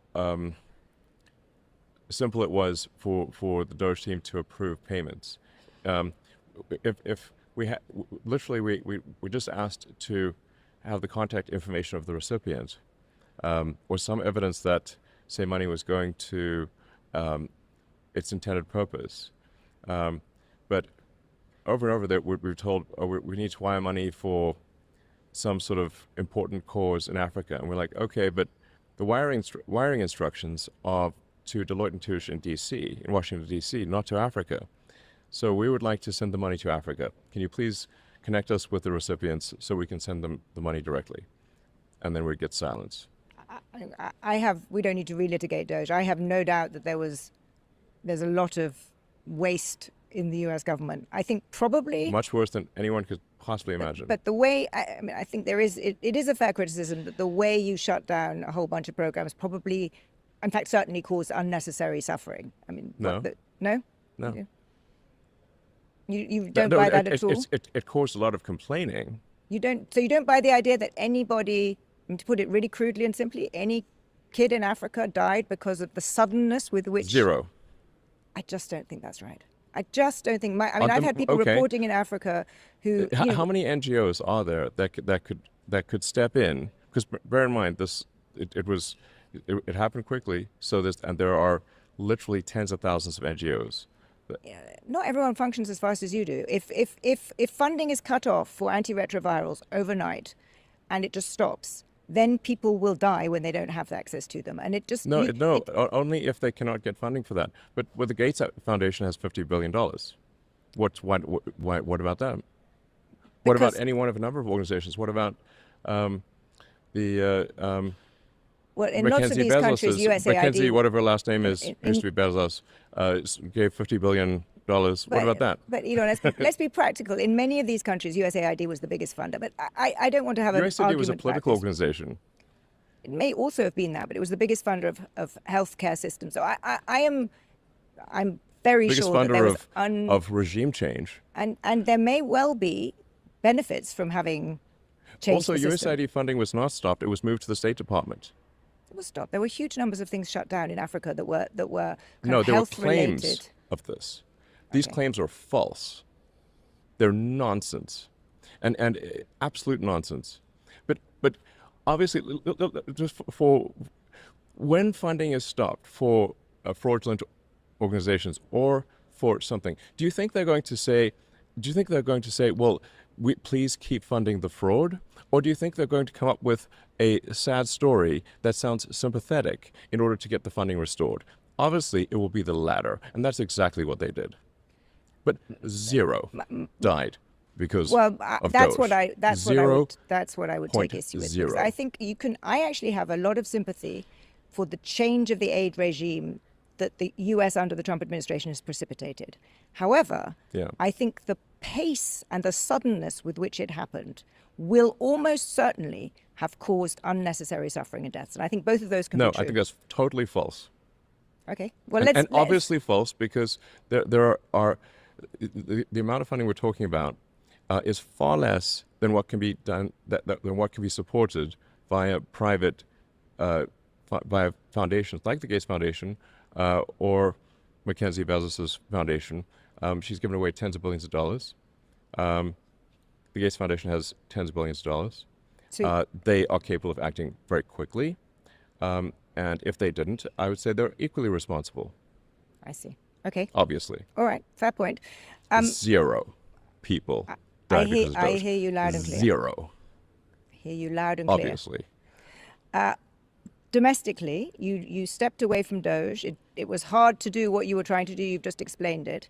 But this administration has gone in directions that I suspect you were not expecting 2.5 years ago. You know, the war in Iran. I'm not going to agree with everything any administration does. Are you disappointed by this administration? No, I think this administration, on balance, is excellent. No administration is perfect, but it's vastly better than the alternative. Can we talk about Europe?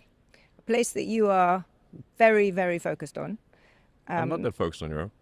I think judging by your posts, you're pretty concerned about Europe. You support... I've once in a while I post something. It's reasonably frequently. It's not once in a while, but because I'm genuinely interested in this. As someone who lives in Europe, lives in London, yeah, you paint a picture. Well, first of all, you support not just the populist right, but the far right. In fact, very fringe parties in some countries. No, I support the normal people. Okay. What you call the far right, falsely. You think is the normal person. Okay. Yes.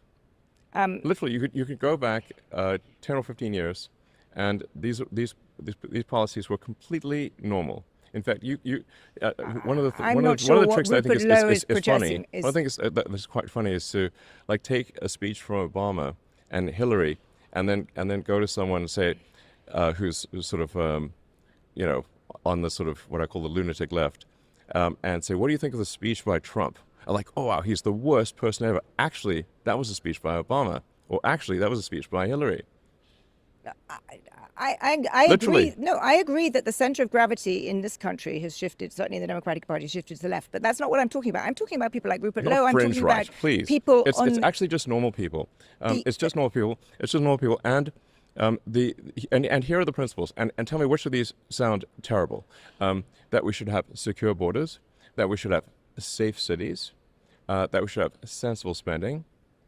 Which of those three are far right fringe? No, and I would like to just admonish you and the media for the absurd characterization of the far right. It is false and misleading and nonsense. Please keep this part in. We'll keep all of this in, but let me Don't cut this part. Let me push back on that. Let me push back on that because it is you have nonsense. Elon, you have what is it? Close to 250 million followers on X. Yeah, because you say things like, popular guy. Quote, civil war in Britain is inevitable. Just a question of when. On the current trend, yes. I mean, when were you last in the UK? A few years ago. Exactly. So I live there. I'm there the whole time. That is nonsense. You live a cloistered existence. No, I don't, actually. And the numbers also disprove what you say. What numbers? All the numbers about crime. London is a much safer city than any city in the United States. Violent crime in the UK is not where you think it is. In fact, it's coming down. You have painted, and because you have so many followers, so many Americans believe it, a kind of view that Europe and the UK are kind of, overrun with terrifying Muslim immigrants. There's rape on every corner. There's a sort of civilizational destruction. I haven't said any of those things. Just not, well, you say civil war in Britain is inevitable. And yes, then, if current trends continue, it is. Why? Well, if you have a large and rapidly growing group of people whose beliefs are antithetical to Western beliefs, at some point there will be a reckoning. That they will try to implement their views, and those who oppose it will oppose it, and that's what you call civil war. And obviously, this is the trend. And you absolutely do live in a cloistered existence. And if you'd like, we can go on a tour of Britain. Sure. I'd be very happy to come on a tour of Britain. And you will see for yourself. yourself. You come see my country that I live in all the time, and you haven't been to a few years ago. I've been there literally 100 times. But when was the last time? Literally a few years ago. You know why this exercises me? Because you have really shaped opinion about the UK. And so many Americans I come across and I have conversations with, and I just had one the other day along the order of, oh, London's such a dangerous place. How can you know? There are sort of grooming gangs everywhere. There's violence everywhere. This is a picture that people get from things that you post or that are posted on X. And for example, your posting for, what was it, 48 hours of Citizen Vigilante. That film, which, Yes. paints a dystopian... I've watched it. Yes. It was not fun. I watched it yesterday. It's not a very good movie. But it also paints a dystopian picture of Europe. And it glorifies vigilante violence. It glorifies the murdering of a Muslim immigrant family. I honestly think that it is irresponsible for you to put that up on X. I think that it's a movie, and it's worth watching. You're clearly suggesting Europe is a dystopian place and you... Yes, I mean, why aren't you doing more to fight censorship in Europe? Why aren't you? Seem to be doing nothing to fight censorship in Europe. That's not true. I think that they put there people are issues in with free prison in the speech UK for social media posts. Do you think that's appropriate? No, and we've written editorials against it. But Okay, I don't great. think... Then And my that's point is the sort that of thing that I think is bad. And I think and I agree with you, but I don't think you have to glorify vigilante violence and kind of, post the things that you are doing and paint an entirely inaccurate picture of Europe that you do. I don't think it is. We should do a tour of the UK. Yes, and one of Because Brussels the UK too. has actually been very good at integrating immigrants. The UK is very effective at doing that. There are problems. I'm the first to admit that there are problems. Yes, there are major problems. There are problems, but it really is not what you are describing to or suggesting to your 240 million followers it is. I think it is. And I think there's a problem. No, I think I'm spot on. We'll have And that's to... why you have freedom of speech, or at least Well, freedom of speech anymore allows in the people to say UK. things that are wrong, but your point is not that you're not just saying I have every right to say what I want. You're saying, I am right about Europe, and I really don't think you are. I think I am. I think you will find that most people in Europe, or many people in Europe, don't think you're right about it. But let's come to that. Yes, But because the media keeps ignoring reality, I don't think that's true either. I really... and they're programmed by the TV and conventional media. And why are you... This is, I guess, even to me, sort of the bigger picture question. Why do you focus on this? Why are you interested in it? Because on the one hand, we started this conversation and you described to me this extraordinarily transformative, amazing, sort of, civilizational changing stuff that's happening in the next 10 years. Yes. And yet you're also, an ongoing participant in the worst kind of tribalism, cesspit of social media. Like, how does that fit? Are you, on the one, they're two very different views of the world. Yeah, I don't think they're inconsistent.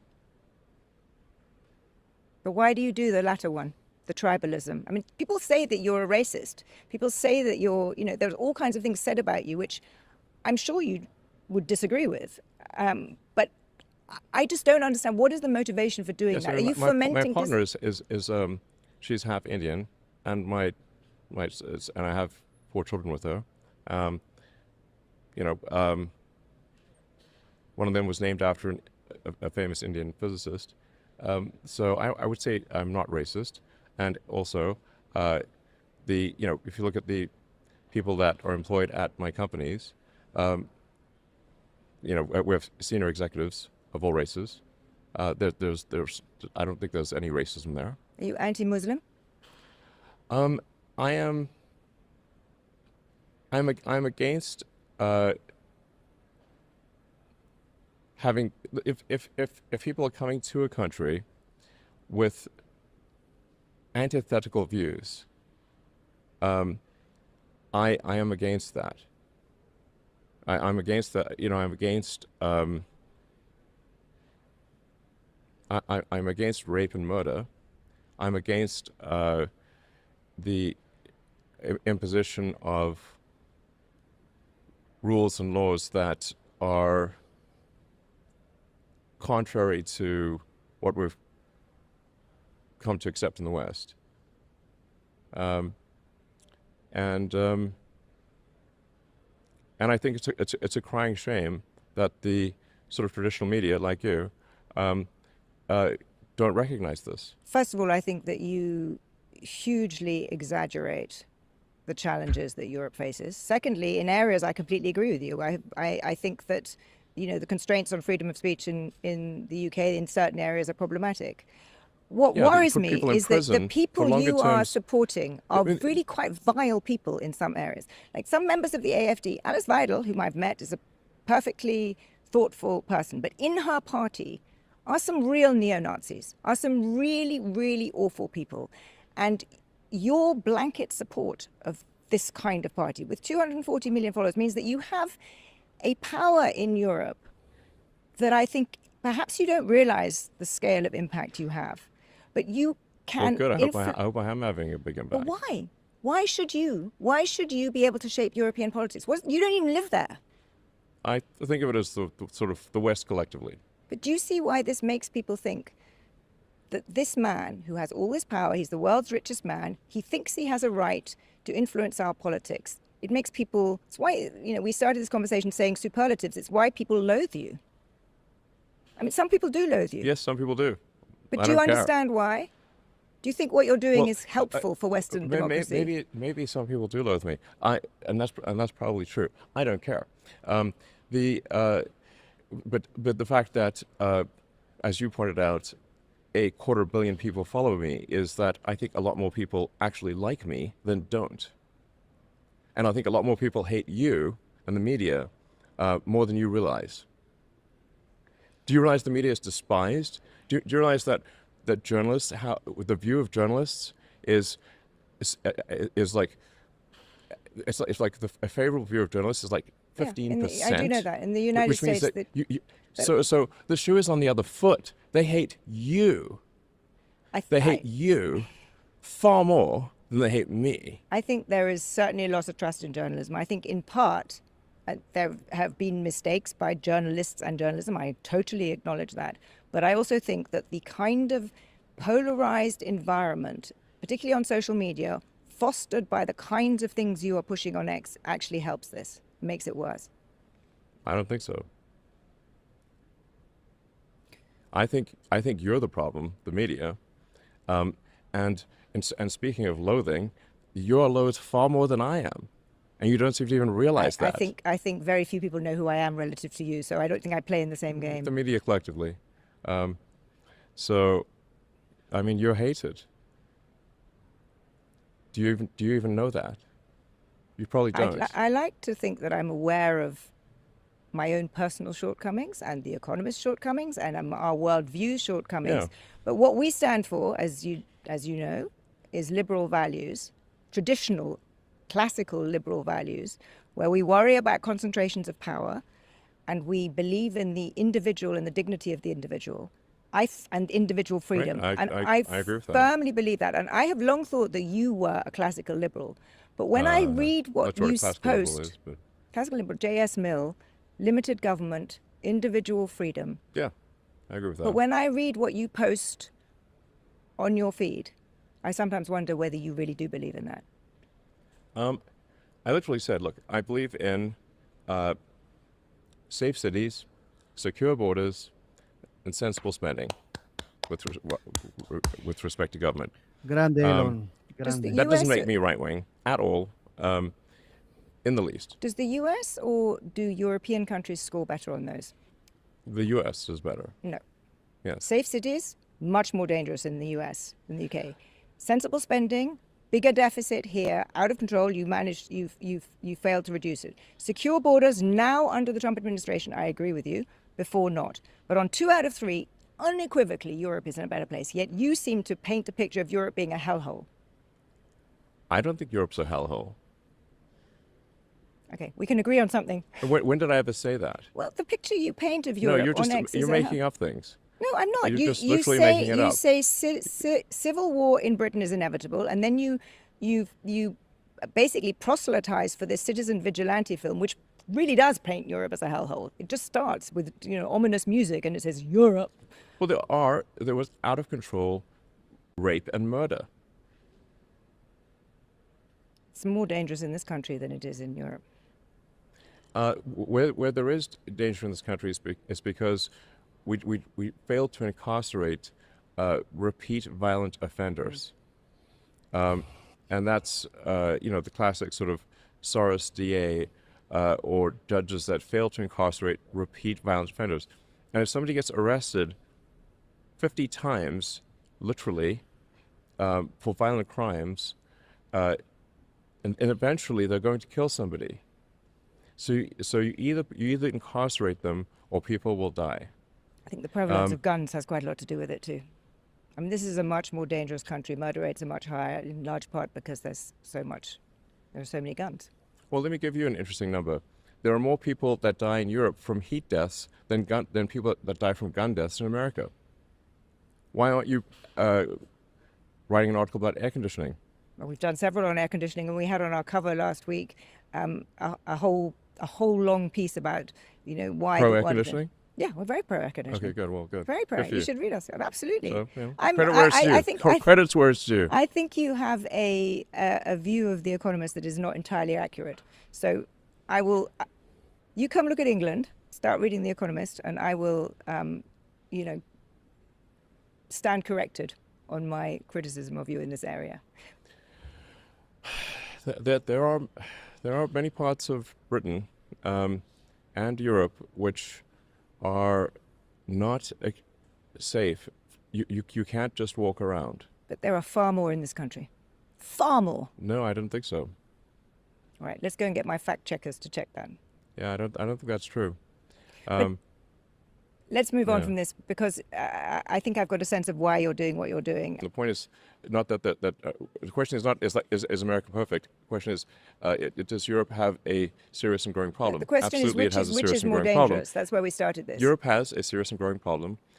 I'm not going to say that the United States has no problems. Of course it does, but.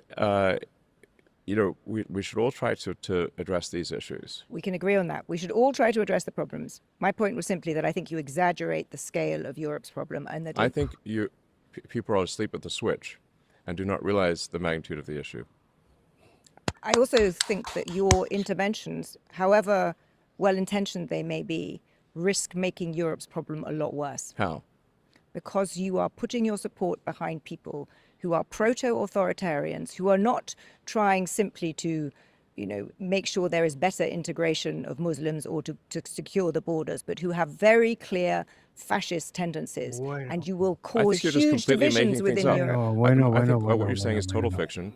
And really, I'm simply saying that that Europe has to have secure borders. Okay. On that we agree and should on. not let in vast numbers of people with views that are antithetical to the accepted views in Europe, and where there will not be some level of safe cultural integration. This is simply common sense. If all you are saying is Europe should have secure borders, I completely agree with you. Then I have misunderstood what your interventions have been on social media, because that is not what the view I have, not what I would conclude having seen what the people you are supporting and the things you're doing. But if that's your goal, I share your goal that Europe should have secure borders. Yes. I think that's perfectly agreeable. That gets me to a question. And let me explain what the fundamental forcing function here is for why the borders are not secure, which is when you have a welfare state that provides substantial benefits to anyone who comes there, you create a very powerful economic forcing function for anyone who is below that standard of living to come to Europe. It is an obvious, powerful driving force, and people will come there if their standard of living is, from what they get in Europe, is above where they are elsewhere in the world. It's very basic. I completely agree with that. Yes, I don't it's a disagree very with that. basic incentive structure. I think economic conditions, economic influences determine a lot of migration. I think asylum is a separate issue, but I think you're absolutely right. There are pressures for migration. However, there are other things that you haven't focused on, which is migration brings a lot of benefits, and it also particularly does so in a continent like Europe, which is a rapidly aging continent. So we can agree that completely uncontrolled borders are a bad idea, but I think Europe benefits from having immigration, controlled immigration. It brings... Yes, I'm in favor of immigration. Obviously, I'd be hypocritical if I wasn't, since I'm an immigrant to the United States. I'm in favor of immigration if the person immigrating is going to be a productive member of society, if they're going to be honest, and if they're not going to mistreat people in that country they're going to. I can agree on all of those. Yes. But I think that Europe does better on that than you give it credit for. That's, I think, where we disagree. But let's move on. Tell me, what do you think people get most wrong about you? Well, I mean, you just got a whole bunch of things wrong about me. Pretty much everything in the last, just rewind the last 20 minutes, still wrong. So I got wrong your. Well, let's not be repetitive here. Okay. So that political side of you people get most wrong. Yeah, my political views are very are centrist. They're not far right, and frankly, calling it far right, I think, is an insult to history, an insult to many peoples, and it is an outrageous falsehood. It's completely absurd. I literally have stated my position, which is that, and I've been very clear about this, which is that there need to be secure borders.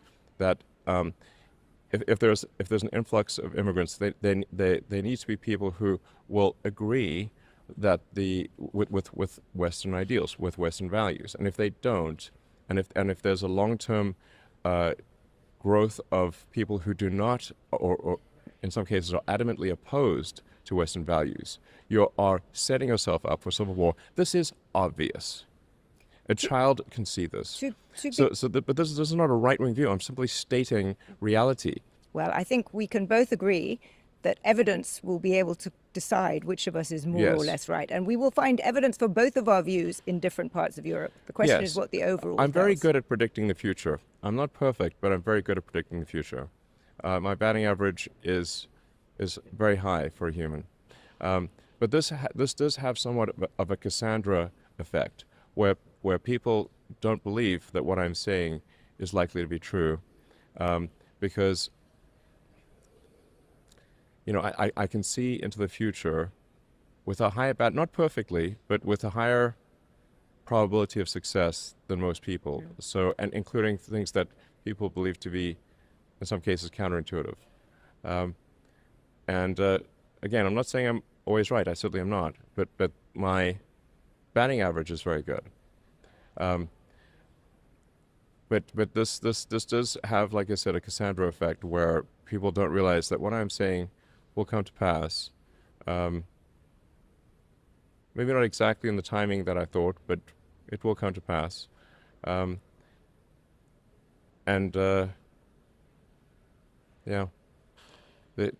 History will write the verdict. But I think you will see that very little of what I've said is inaccurate, and a supermajority of what I've said is very accurate and will come to pass, unless there's some change in direction. Do you have higher confidence level in your expectations of the future for AI, the first part of our conversation, or the latter part, the political part?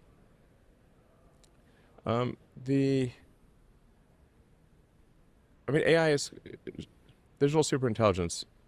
It's called the singularity, like a black hole, because you don't know what's going to happen after that. And it sort of sucks in everything. So I think really, in terms of the really big macro effects here, AI and robots will really dominate everything. So on a time scale that is less than 10 years. Which probably renders this other stuff that we've been talking about less important and less relevant. The AI robotics revolution will happen sooner. It'll happen sooner than civil war in Britain. I would say civil war in Britain is probably 20 years away, and the AI robot singularity is 10 years away. Well, hopefully these benign, all-powerful AIs will prevent such outcomes. They probably will. Elon, I don't agree with everything you say, but it's always absolutely fascinating to talk to you. Thank you very much indeed. No, you're welcome. I'm not boring. You're definitely not boring. ¡Qué crack! ¡Guau! Madre mía. Madre mía. ¡Qué entrevista, tío! ¡Buah! ¡Buah! ¡Qué entrevista! qué entrevista, tío. Qué pedazo de entrevista. Qué combate por KO a la Charo esta del The Economist. Vamos, reflejo de la situación actual en Europa, en España y de lo que vivimos y de lo que va a pasar. Bueno, antes de analizar lo que es la charla, para no hacerlo muy largo y puedas soltar más cosas, como sé que... Y además me apetece comentar todo lo que haya dicho Elon, que ha estado sembrado. También algunas cosas no me han gustado mucho, pero bueno, ahora lo comentamos. Voy leyendo comentarios y luego hacemos el análisis. Qué tela. Qué tela, tío. Es que es tremendo lo que está pasando y lo que vamos a vivir. Tristísimo. Amarillo Nápoles dice: qué desgracia de periodista, similar en todos los países. Esta clase de mediocres que viven de la sopa boba de partidos políticos tienen los días contados. Espero. Yo también lo espero, pero esta mujer representa una gran parte de la población. Y española yo te diría que era una mayoría, ¿no? La charocracia en España es un virus que es parte de la destrucción de este país. Pero vamos, totalmente. Si no estamos perdidos, qué miopía. Dice el Indómito, dice, ¿vale la pena ver la entrevista completa? Pues espero que la hayas visto, pero sí. A mí me ha encantado y bueno, tiene un cariz tanto tecnológico como civilizatorio como político, ¿no? Tanto futuro como actual, ¿no?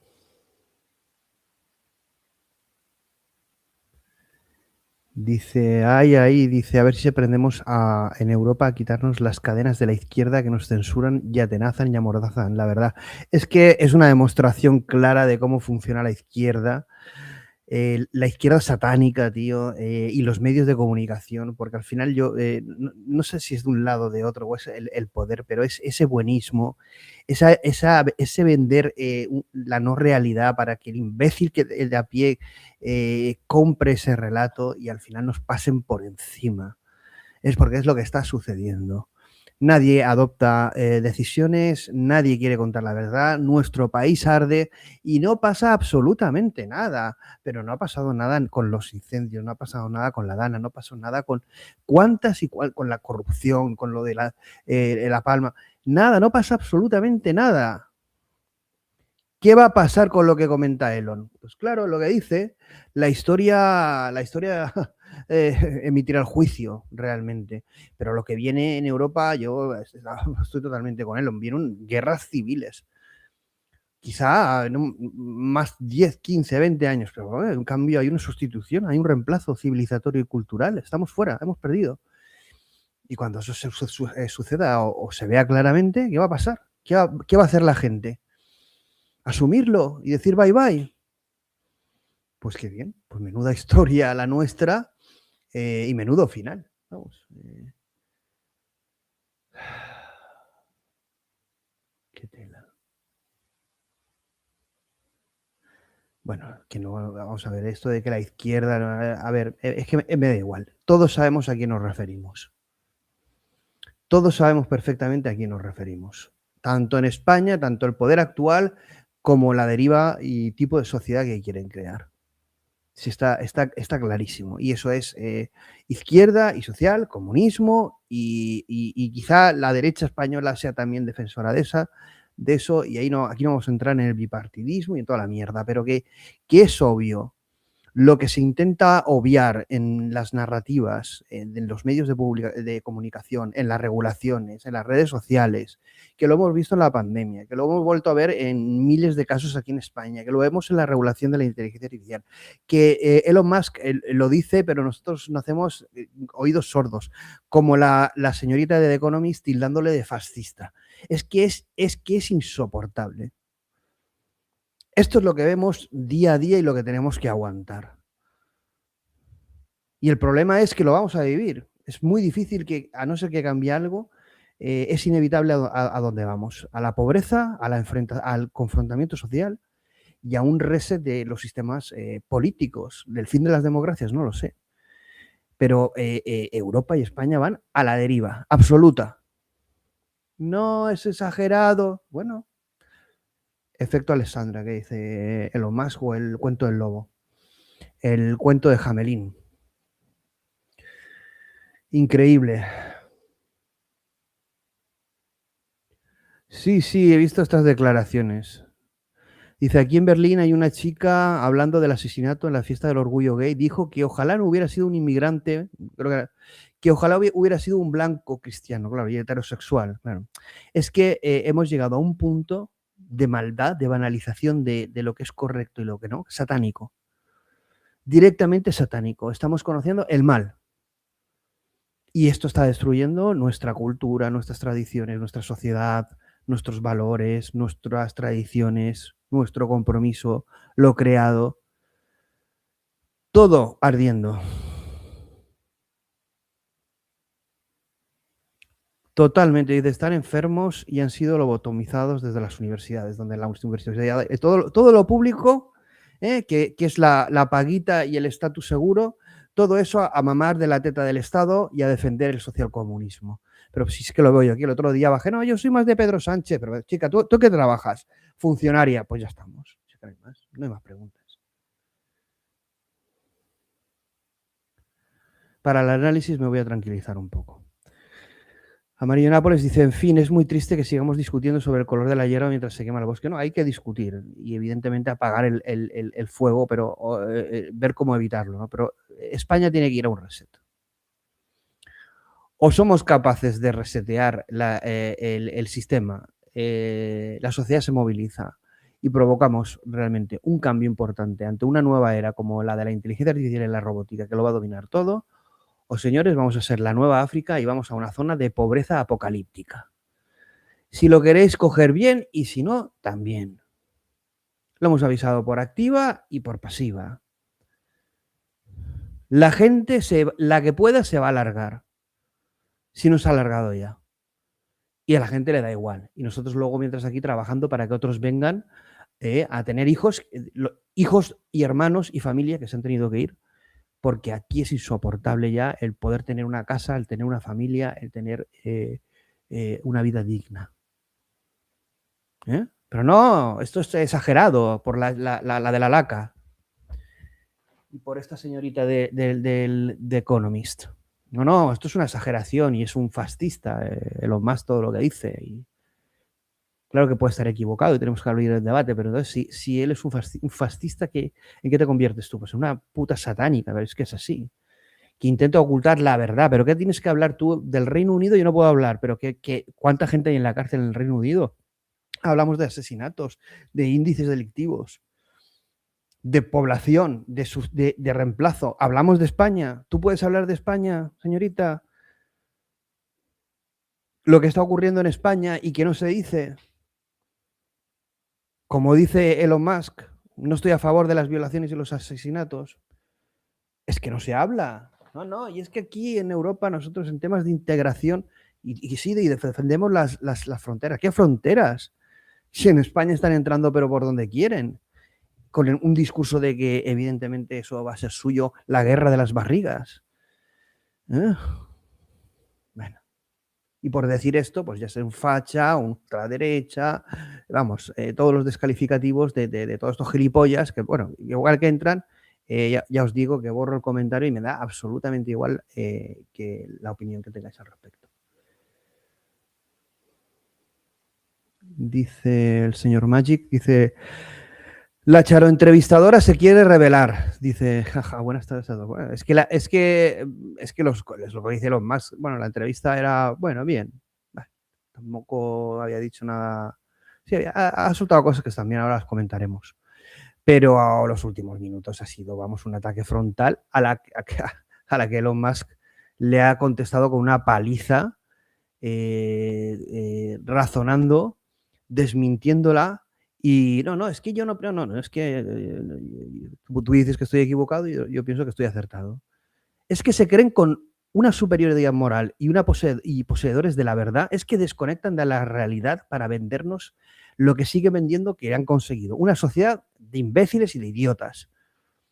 A España liderándola. No, hombre, pues si tanto te gusta España, pues lárgate. Pues ¿cuánta gente se ha ido y se irá? pues lo que hacemos es luchar. Los que amamos y queremos nuestro país, amamos nuestra cultura, nuestras tradiciones, nuestra historia, nuestro pasado, nuestro presente y nuestro futuro, lo que podría ser. Bueno, eso te convierte en el enemigo de tu país. Y los que vienen con las fronteras controladas, pues esos son, vienen a hacernos el maná y son, vamos, seres de luz. Vamos, es que es alucinante. Es alucinante cómo han lobotomizado a la gente. ¿No? Es increíble.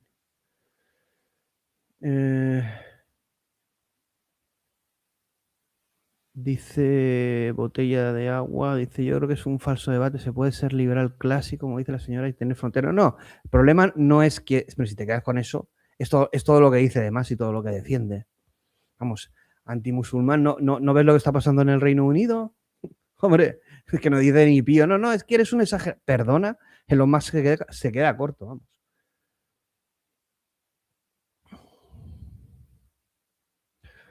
Y exactamente, dice, es la cruda, dice Amarillo Nápoles, dice, es la cruda realidad de la que aún continúa sin despertarse en Alemania, que ya se están despertando, pero a lo mejor es tarde. Alemania, Francia, Reino Unido, España y resto de países europeos supuestamente líderes. Ya no lo son porque aparte de estar cerca de la quiebra están socialmente destruidos. ¡Totalmente! Pues no. Pues no. Y es que al final es la actitud que coge Elon Musk, que dice, mira, lo vamos a vivir. La historia va a ser el juicio, va a escribir. Escribiremos la historia y lo veremos, lo viviremos, porque... Bueno, lo de las guerras civiles a lo mejor tarda 20 años cuando venga las siguientes generaciones. Lo de la inteligencia artificial y la robótica tardará mucho menos, a lo mejor 10. ¿Cómo combinarán o se fundirán esas dos etapas de evolución? Pues ya lo veremos. Ya lo veremos. Esta es de la von der Leyen, sí, esta es de esa línea. ¿Qué tenemos que hablar de The Economist? Es decir, ¿qué podemos decir de The Economist? ¿Queréis que hablemos de The Economist o qué? Hombre, por favor.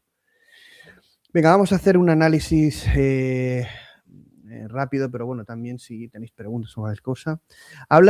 Le preguntan a Elon Musk sobre qué pasará o cuál será el mundo que veremos dentro de 10 años, ¿no? Y dice que tendremos mucha inteligencia artificial. Y sí, más rápido, más lento. La implantación de la inteligencia artificial será rápida y estará en todos los sitios, no solo de la inteligencia artificial, sino como luego dice al final, de la inteligencia artificial y de la robótica, ¿no? Dice que en un plazo de 10 años, pues la inteligencia artificial, como comenté en la serie Alter Ego de Radio y Televisión Española, pues no es que sea más inteligente que el humano, sino que será más inteligente que todos los humanos juntos. Es decir, es que no somos capaces de imaginar, de hacer una prospección o una imaginación sobre la situación, de disponer de una tecnología que nos supere en cuanto a capacidad intelectual a un nivel más allá del humano. No somos capaces. Como no sería capaz tampoco, muy en estilo xHUB.AI, de imaginarnos a un chimpancé pues dándonos lecciones o tomando decisiones, ¿no? Aunque alguno no llega a ese nivel, pero bueno, no pasa nada. Visto lo visto. Dice, yo diría que en 5 años nada, la inteligencia artificial va a poder hacerlo todo mejor que el humano, excepto ser un humano, ¿de acuerdo? Está claro que ahí no entra en qué es ser un humano, ¿no? Pero eso es lo que tenemos que tener en cuenta, que estamos generando una tecnología singular, disruptiva, a un nivel que en la historia de la humanidad no hemos tenido y que nos va a permitir como reimaginar, rediseñar, dirigir, decidir nuestro presente y nuestro futuro, tanto como sociedad, como individuos, esperemos, y lo más importante, que ahí se ha hablado poco, como especie, ¿no? Dice que lo que viene es una era de abundancia, ¿vale? Una era de abundancia. Le preguntan otra vez y cesante siempre. Entonces, bueno, ¿cómo haces dinero entonces? Él habla de un concepto que me gusta. Elon Musk dice que la economía será la integración de la inteligencia tanto digital como física, las dos cosas, integrando inteligencia artificial, robótica y humanos. Los robots van a permitir esa economía casi infinita. Y es así, muchas veces nos centramos en el tema de la inteligencia artificial, pero qué poco imaginamos y avanzamos una sociedad con robots caminando entre nosotros, ¿no? que hereden la tierra. Qué poco, ¿no? Bueno, aquí comentáis un segundito que me he ido.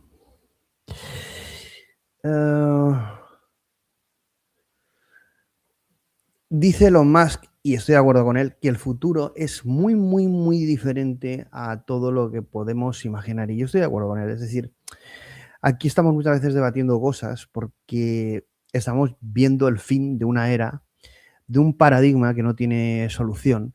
El humano mono ya llega a su fin.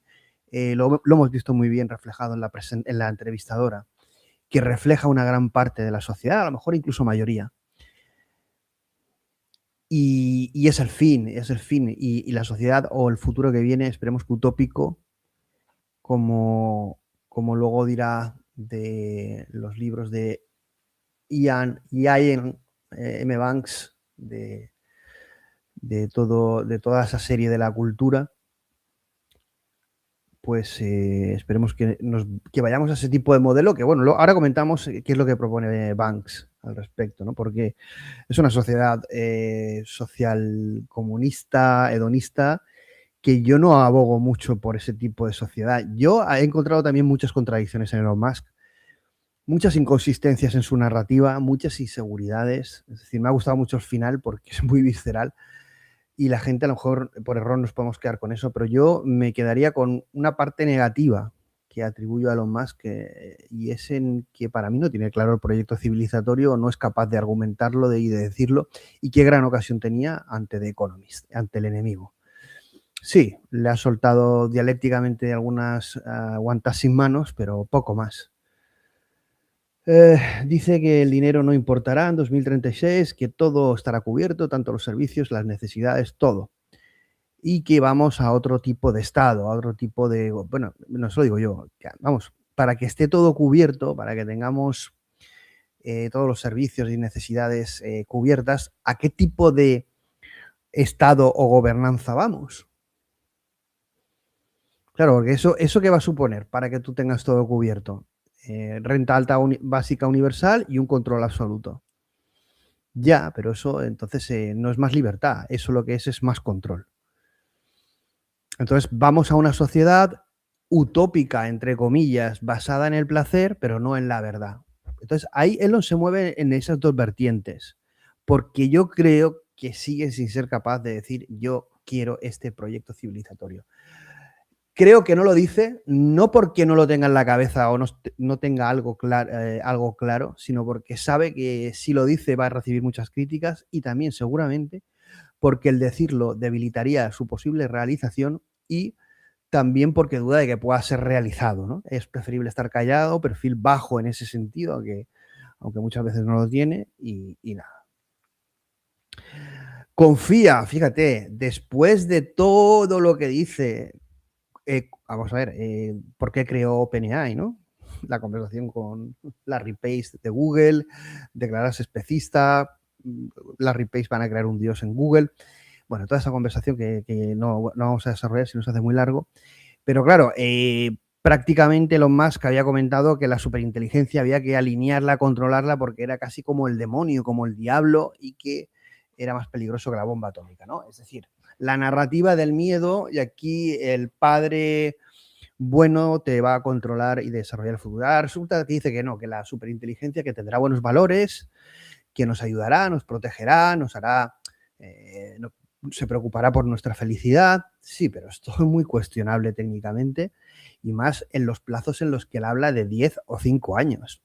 Y es realista, son 5 años, 2029-30.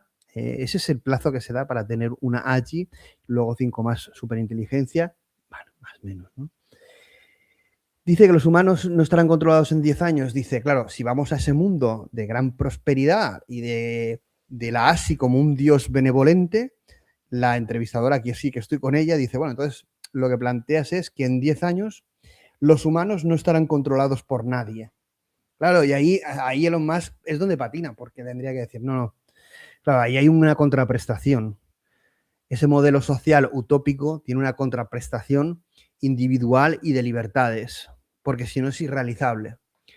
Entonces, claro, hay que hablarlo y plantearlo muy bien. Y la única forma de plantearlo y realizarlo es cuando ese desarrollo, propósito o propuesta esté intrínsecamente vinculada a la verdad.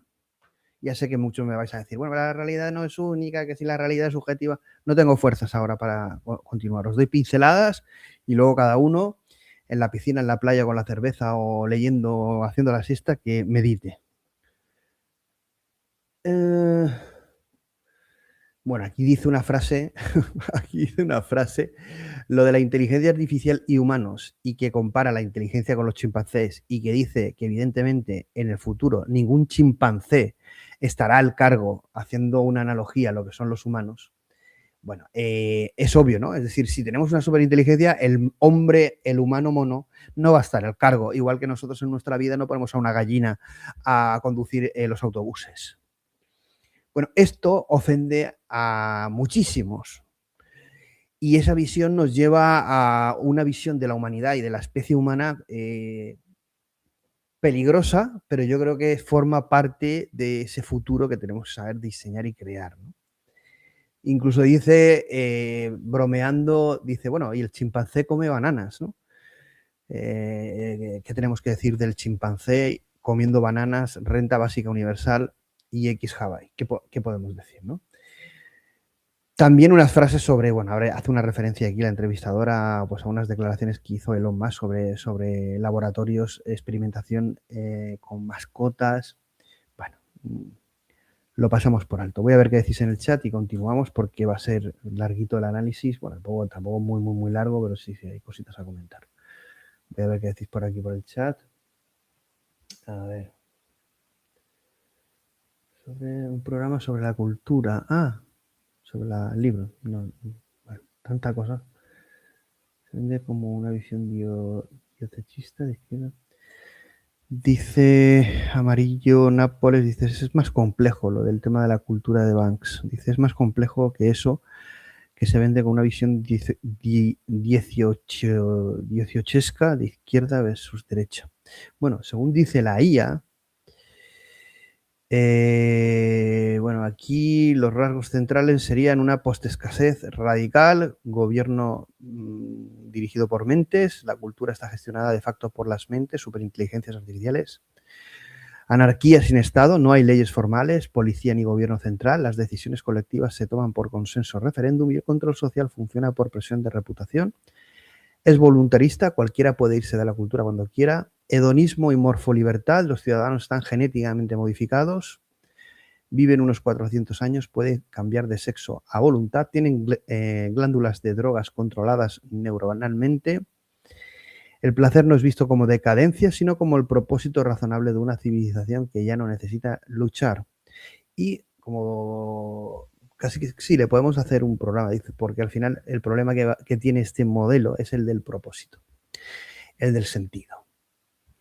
Y dice que Banks, que era un socialista declarado, la describía su idea como utopía genuina, no como distopía encubierta. Dice una respuesta de izquierdas al espacio frente a las fantasías libertarias o militares dominantes de la ciencia ficción anglosajona.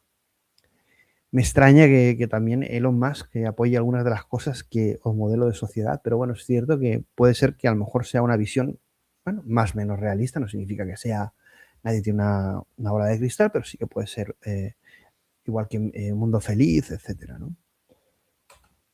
Ay, perdona, mira, al final lo he puesto. Bueno, luego lo ponemos, no pasa nada.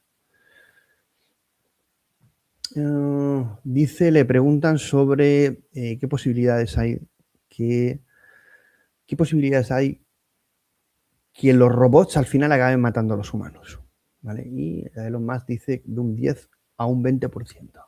De un 10 a un 20%. Que bueno, claro, aquí la mujer, la entrevistadora, pues se pone las manos a la cabeza y dice que eso es mucho. Y él dice que sí, que hay riesgos, que no es cero, pero que bueno, pero que sí, que puede ser alto, ¿no? Lo que pasa es que ahí volvemos al mismo, no entronca esa visión de proyecto civilizatorio texcreal, no entronca la hibridación, la modificación genética, no quiere meterse en esos charcos todavía. Es que es obvio. Dice que como conclusión filosófica se aferra a mirar el lado brillante, lumínico, luminoso, bonito, feliz del bien de las cosas, ¿no? Look at the bright side, ¿no? Y también dice, pues otro lema, enjoy the ride, ¿no? Porque en definitiva, sí, el universo se acabará, como bien dice Elon Musk, y nosotros tenemos que escribir nuestra historia de la humanidad, tenemos que escribir nuestra historia como humanos y disfrutar del proceso. A ver. Sí, pero, a ver, dice Amarillo Nápoles, sí, pero no hay que confundir que esa visión proviene del socialismo fabiano. Bueno, me da igual de dónde provenga. Bueno, es algo más que la simplificación política en la que se ha convertido. Dice, hay pocas alternativas reales al proyecto civilizatorio. ¿Al proyecto civilizatorio de quién? ¿De Banks o de quién? A ver, sigo con el análisis. De todas maneras, no sé quién eres. Marillo Nápoles, estás en el Discord. Pues envíame un mensaje si quieres que hagamos el programa. Estaría bien, no estaría mal. A ver. Vale. Dice que la entrevistadora dice, bueno, entonces la probabilidad PDUM, ¿no? De la alternativa DUMI de la inteligencia artificial, bueno, es alta. Dice, bueno, en definitiva, vamos a... El fin de la historia sabemos cuál es, que es el fin del universo, ¿no? Ve casi imposible, evidentemente, parar la inteligencia artificial y los robots, ¿no? Habla de OpenAI, habla de cómo, de que no se fía de Sam Altman, habla de cómo Darío Amodei, bueno, salió de OpenAI porque no se fiaba de Sam Altman, cómo ahora es líder, Darío Amodei y Anthropic, cómo se llevan regular entre ellos, pero con Sam Altman nadie puede con Sam Altman, no lo pueden ver, no se fían de él. Y dice, bueno, entonces ante esta situación un poco apocalíptica, distópica, ante esta situación un poco de Terminator, no estás triste en este sentido. Y dice, bueno, puedes estar triste o unirte al club, ¿no? En el que, bueno, está claro que van a haber cosas tristes, van a haber cosas difíciles, que van a haber muchos juicios, muchas diferencias de opinión, y que va a haber un único camino. Bueno, pueden haber muchos, pero una misma persona, país, es raro que vayan a haber muchos a la vez, es raro. Y al final, pues, oye, te tienes que unir al club o a un club en el que vas en una dirección, ¿no? No hay más, ¿no? Habla de una iniciativa que está proponiendo, que es la de que las compañías, bueno, muy en la línea de lo que publicó Demis Hassabis en su último post, donde hacía un llamamiento a las empresas, a desarrolladoras de modelos fundacionales, a llegar a acuerdos, a buenas, a patrones, a buenas prácticas, etcétera, ¿no? Sobre todo en temas de seguridad y otros, ¿no? Y dice que, bueno, que él ha propuesto justamente eso, que las compañías pues establezcan un meet cada X tiempo, una reunión, una charla donde puedan discutir, debatir de qué cosas van bien, van mal, en qué están investigando, y que sobre todo centrado también en temas de seguridad, ¿no? Y está claro que pues, esto es lo que él propone, que es, bueno, pues las grandes compañías que ya empiecen a hacer este tipo de reuniones. Eso es lo que más rápido pueden hacer. Claro, si tiene que hacer una organización mundial, dice que a ese grupo, a ese club, pues también tendrían que estar las compañías chinas, las 3, 4, 5, bueno. Tendría que haber un grupo global de empresas que desarrollen modelos fronterizos y que se puedan comunicar, hablar entre sí, etcétera, ¿no? Que eso es lo que pueden hacer de forma rápida. Dice que en definitiva es complicado porque están todos compitiendo y que, bueno, además no se caen muy bien. Bueno, lo más que Darío Amodei con Sam Altman, Demis Hassabis, bueno, Demis Hassabis más neutro, ¿no? Dice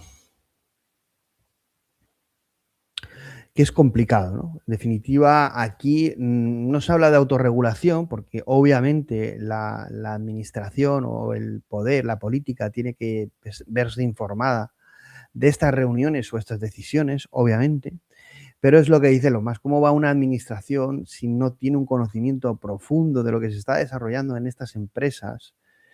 ¿Cómo va a saber si se tiene que lanzar un modelo o no?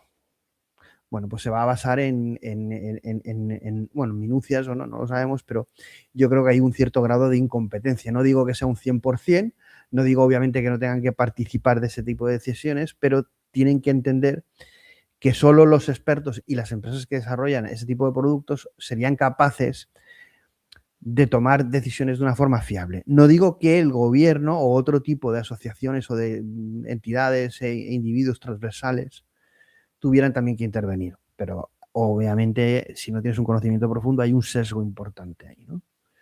Y lo resalta Elon Musk. Dice que ha propuesto el hacer una especie de test a los modelos sobre la API, sobre las APIs, y que se lo ha propuesto a Demis Hassabis y también a Darío Modi. Claro, sería hacer algún tipo de test conjunto, ¿no?, de los modelos. Es decir, si lanzas un modelo, pues este modelo está certificado porque ha pasado el test, ¿no? Habla de Química 3, que dice que no está a la altura de Fable, pero es un gran modelo.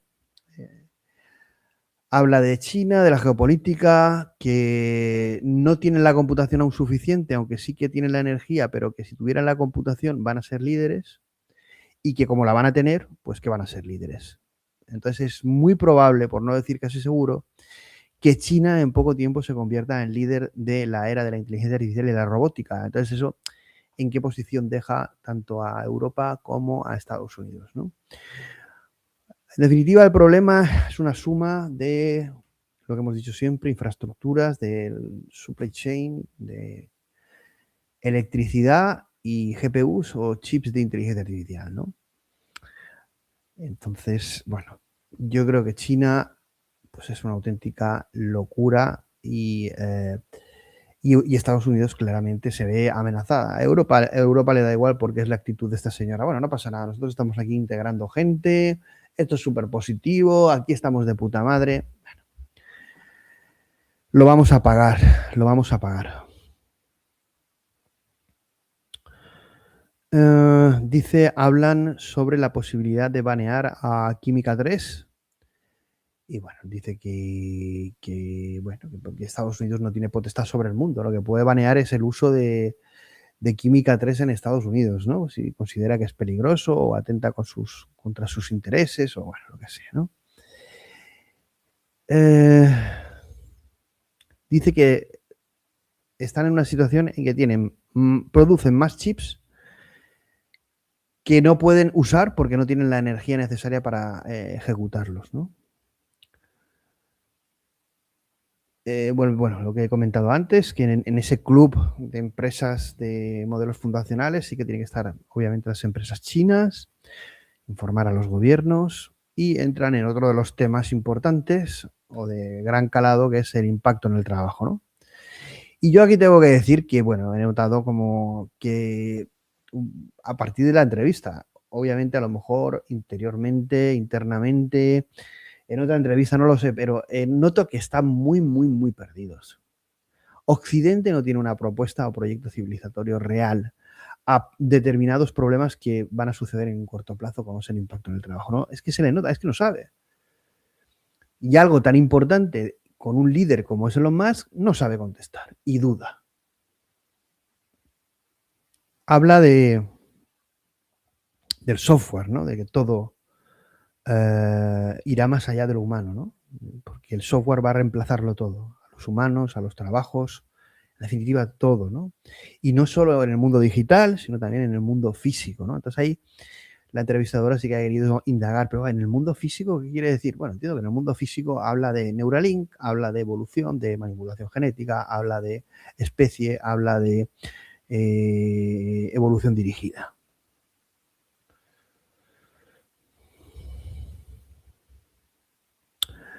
Porque, bueno, como ha comentado varias veces en Tesla, y los robots de Tesla, bueno, los robots de Tesla tendrán una inteligencia artificial local, pero van a estar gestionados por una inteligencia o superinteligencia, conformando una mente colmena, un enjambre de robots. Y obviamente lo que aprende uno lo pueden aprender todos y viceversa, ¿no? Habla que cuál es el futuro, la solución. Pues no, pues habla, como no, de la renta básica universal, pero dice que la solución pasa por la renta alta universal. Universal High Income. Es decir, que no es una UBI, sino es una UHI, una UGI.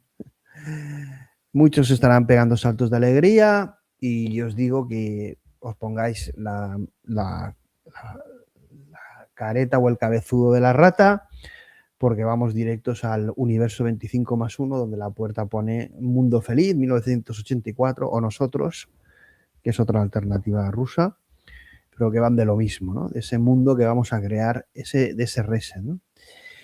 Vamos, eso es cierto, hacia la revolución.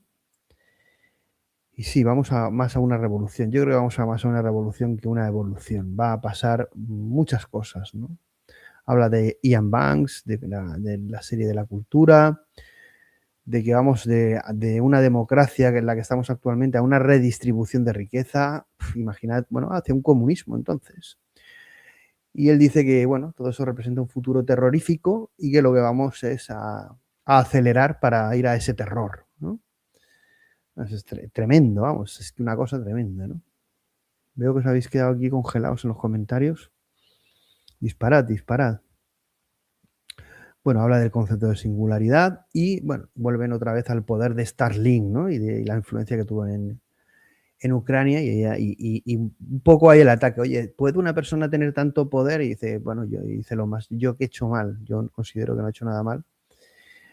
Hablan luego de Doge, todo el tema político, de que si murió alguien, y bueno, ahí Elon Musk lo deja muy claro, no ha muerto nadie, 0,0. Bueno, es un ataque muy directo a, oye, lo que tú has decidido ha supuesto que muera gente, ¿no? Yo creo que eso me parece tremendo, ¿no? Me parece tremendo. Eso sí, de lo de Ucrania le parece bien, a mí también, pero claro, lo dice Elon Musk. Bueno, hay dos bandos, ¿no?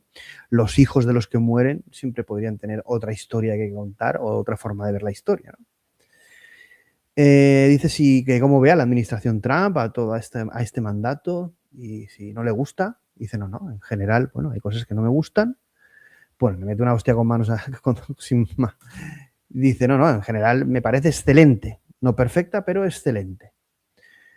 Habla otra vez de Europa, habla de Londres, habla de lo que quiere la gente, fronteras seguras, ciudades seguras, una vida feliz, no violaciones, no asesinatos, que el problema dice que es de los medios, que llamar ultraderecha es ofensivo, forma parte de ese relato de los medios. Que sí, que sigue creyendo, y yo también lo pienso, que el Reino Unido va directo, no solo el Reino Unido, sino muchos países Estado de Europa, Alemania, Francia, España, van directos a una guerra civil. Dice, no, en Reino Unido, no, que venga a España, ¿no? Eso me han dado aquí. Si va contra los musulmanes, y bueno, dice, no, contra nadie que quiera integrarse, claro. Pero si viene alguien que lo que quiere es sustituir o va en contra de los valores de la población autóctona, pues hombre, yo no lo veo bien, ¿no? Tú vas a otro país y lo que quieres que es imponer tus costumbres y que encima van en contra de las que hay allí. Hombre, no está muy bien eso, ¿no? Se lo digan. Y habla del Reino Unido, habla de Londres, bueno, que se lo digan a Barcelona, ¿no? Hablan de la película, ¿no? La famosa película del vigilante. Pero pues está espectacular la película. Ahí el malo, pues sí, son los musulmanes que violan, que matan, como hay muchos casos, a niñas, a jóvenes, violencia. Bueno, ¿por qué no? Es lo que está sucediendo y lo llevan a una película. Si el malo fuera un hombre blanco, rico, que se ha vuelto loco, obsesivo, por lo que sea, eso no pasa nada. Ahora, cuando refleja algo real y sale alguien que se venga y es una película de acción, eso está muy mal y eso es fascista y la película está prohibida y eso es fomentar el odio y es fomentar pues las actitudes de vigilante y de venganza, ¿no? Bueno, la imbecilidad de esta señora no tiene límites. Europa, como bien dice Elon Musk, va a una distopía en la que ya estamos, a una Europa con censura, a una Europa medieval, a una Europa con medios de comunicación que ignoran la realidad, que favorecen la corrupción política, que no muerden la mano que les da de comer y que no tienen ni valores ni ética. Está claro que además, por la insistencia de la presentadora, no quieren que Elon Musk intervenga en la realidad de Europa. Dice que le dice la entrevistadora que tiene dos visiones. Esta mujer le falta, vamos, Y le dice Elon Musk, no son dos visiones, tengo una y es muy consistente. Le acusa de racista, le dice si es antimusulmán y vuelvo a decir lo mismo, ¿no? Oye, si es una imposición contraria a la cultura occidental, pues obviamente sí, porque nosotros somos... ¿Y por qué intervengo en Europa? Porque, bueno, que porque Occidente, Europa forma parte de ese Occidente, esa cultura occidental, pues sí, estamos mucho más próximos, nos gusta o no, a la cultura occidental europea que no a todo lo que se nos intenta vender, al Islam, a los musulmanes, a todo el tema de Asia. Obviamente estamos mucho más próximos a otro tipo de culturas. ¿Que eso significa que vamos contra la inmigración? No, ¿pero qué? Pero que si alguien viene a sustituirte o quiere o va en contra de tus valores, pues es algo que no. Obviamente sí que entonces sí que soy anti esa persona o esa creencia que va contra lo que nosotros hemos sido y vivido durante siglos. Le dice algo que, bueno, es épico, esto es increíble, ¿no? Le dice, te odian mucho más que a mí, ¿no? Le dice Elon Musk a la presentadora.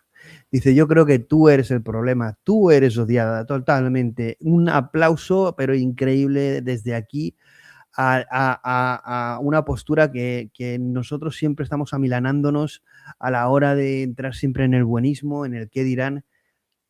Muy bien dicho y contestado por parte, inflexible por parte de Elon Musk, ¿no? Habla de los valores liberales, de la concentración de poder de la que tanto habló León XIV en ese magnífica Humanitas. Dice, bueno, la presentadora que Estados Unidos es mucho mejor que Europa. Mucho mejor que Europa. Bueno. No, al revés, que Europa es mucho mejor que Estados Unidos. Bueno.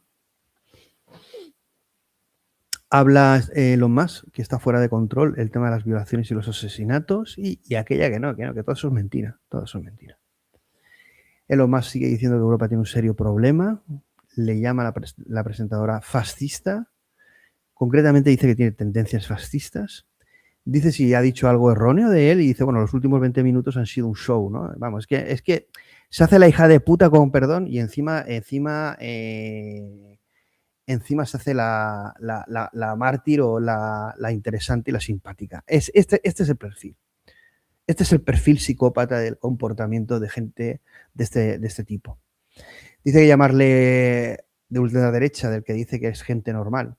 Habría que ver el ultraderecha, pero él dice, pues obviamente, en todo eso que se cataloga como la ultraderecha, pues obviamente que hay una mayoría absoluta de gente que es normal, que lo único que no busca una etiqueta u otra, sino defiende pues, cosas y valores que son de sentido común, ¿no? Dice que llamarle de ultraderecha es falta de respeto, que él defiende los valores de Occidente, obvio, es decir, es que ¿qué tenemos que vender? Los valores del Islam, de China, de Rusia, tendremos que defender nuestros valores. Europeos, españoles, hispánicos, hombre. Dice que es muy bueno, prediciendo el futuro, que no se va a equivocar, que la historia escribirá el veredicto. Y bueno, dice que la IA y la robótica dominarán todo en 10 años, que va a haber una revolución de la inteligencia artificial, una revolución de la robótica, que va a suceder muy pronto, en 10 años, pues eso, 2030 allí, 2035 así, pues esos 10 años antes, y dice que ocurran las guerras civiles, que dice que serán 20 años, ¿no? Dicho lo cual, ¿por qué se han acabado los comentarios? Aquí, vale. No comenta nadie. Miguel Ángel González Martínez dice, como dijo David Bancos sobre la zona, no sabía que no sabía. ¿Cómo vamos a saber o construir un proyecto civilizatorio si no sabemos qué se va a descubrir en 5 o 10 años? Eso no es cierto. Que no sabemos qué no se va a descubrir en 5 o 10 años. Eso no es cierto. Hay que escribir algo. Es que lo que pasa es que yo no sé, vamos, a ver, no es que lo tenga que escribir yo. Es relativamente sencillo. Es relativamente sencillo. El problema es que escribirlo podría traer consecuencias. Pero es relativamente sencillo. Y estamos hablando de un plazo de 5 o 10 años, ¿eh? 5 o 10 años y no acabamos de empezar, si no somos capaces de establecer un proyecto civilizatorio, un manifiesto, una serie de valores. El problema es, ¿sería posible llevarlo a cabo sin destruir nada de lo que tenemos actualmente? ¿Cómo reseteamos el sistema? Eso es un problema. El problema ¿es el sistema actual capaz de permitir florecer este tipo de proyectos civilizatorios? No, está hecho para que no. Está hecho para que, obviamente, el ciudadano de a pie no tenga voz ni voto, sea sometido bajo este tipo de narrativas, buenismos, se ha comprado por rentas altas, se ha comprado por rentas altas universales, básicas o para todos, y en definitiva es que el nivel de conciencia es tan bajo que afrontar un reto de este tipo pues es muy kamikaze. Mi idea es escribir algo al respecto, pero por ejemplo, Humano X no estaría dentro. A ver, Humano X es una parte, Manifiesto X es otra, pero en medio estaría el proyecto civilizatorio. Claro, para que ahí sería meterse, bueno, el problema es, el problema no es escribirlo, el problema es, va a servir para algo, pero claro, si no lo escribes tampoco sirve para algo, es que es complicado. Dice, si a la entrevistadora le gusta los Estados Unidos porque son fachas, que se fije en Dinamarca y en Australia, que son mucho más duros con la inmigración y no son países gobernados por la ultraderecha. No, si ella vive en la realidad, bueno, defiende el Reino Unido porque es lo que le queda. Y vamos, es de risa, ¿no? Es de risa. Desde aquí me ha gustado mucho la entrevista y me ha gustado mucho Elon Musk, pero me sigue pareciendo que falta un liderazgo en proyecto civilizatorio de Occidente, claro. Están muy perdidos o tienen mucho miedo. Y eso lo podemos pagar. Esa tibieza en Europa la vamos a pagar, en España ni te digo. Que vemos a los que venden aceitunas hacer libros de inteligencia artificial, estos del impacto del trabajo y otras cosas. Es lo que hay, es lo que tenemos. Es el nivel. Es lo que vende. Bueno, amigos, ostras, las 7:30, pero si es el programa al siguiente a las 8.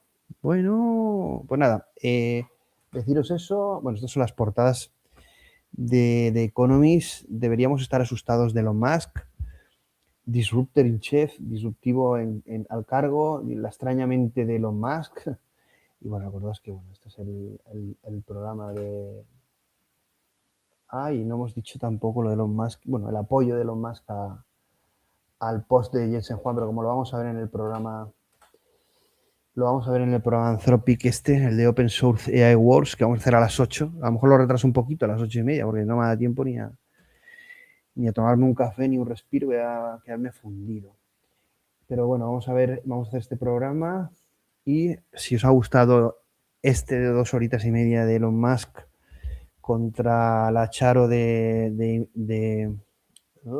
contra la Charo de The Economist, pues ponedme me gusta, que es gratis, compartid, comentad, suscribíos al canal de YouTube o cualquier plataforma de podcast y pues nada, eso, me gusta. Y me voy a tomar un café a la piscina y respirar un poco, pero bueno, menudo programa, entrevista de Elon Musk, espectacular. Nos vemos en un ratito, 8:30. Un abrazo, amigos.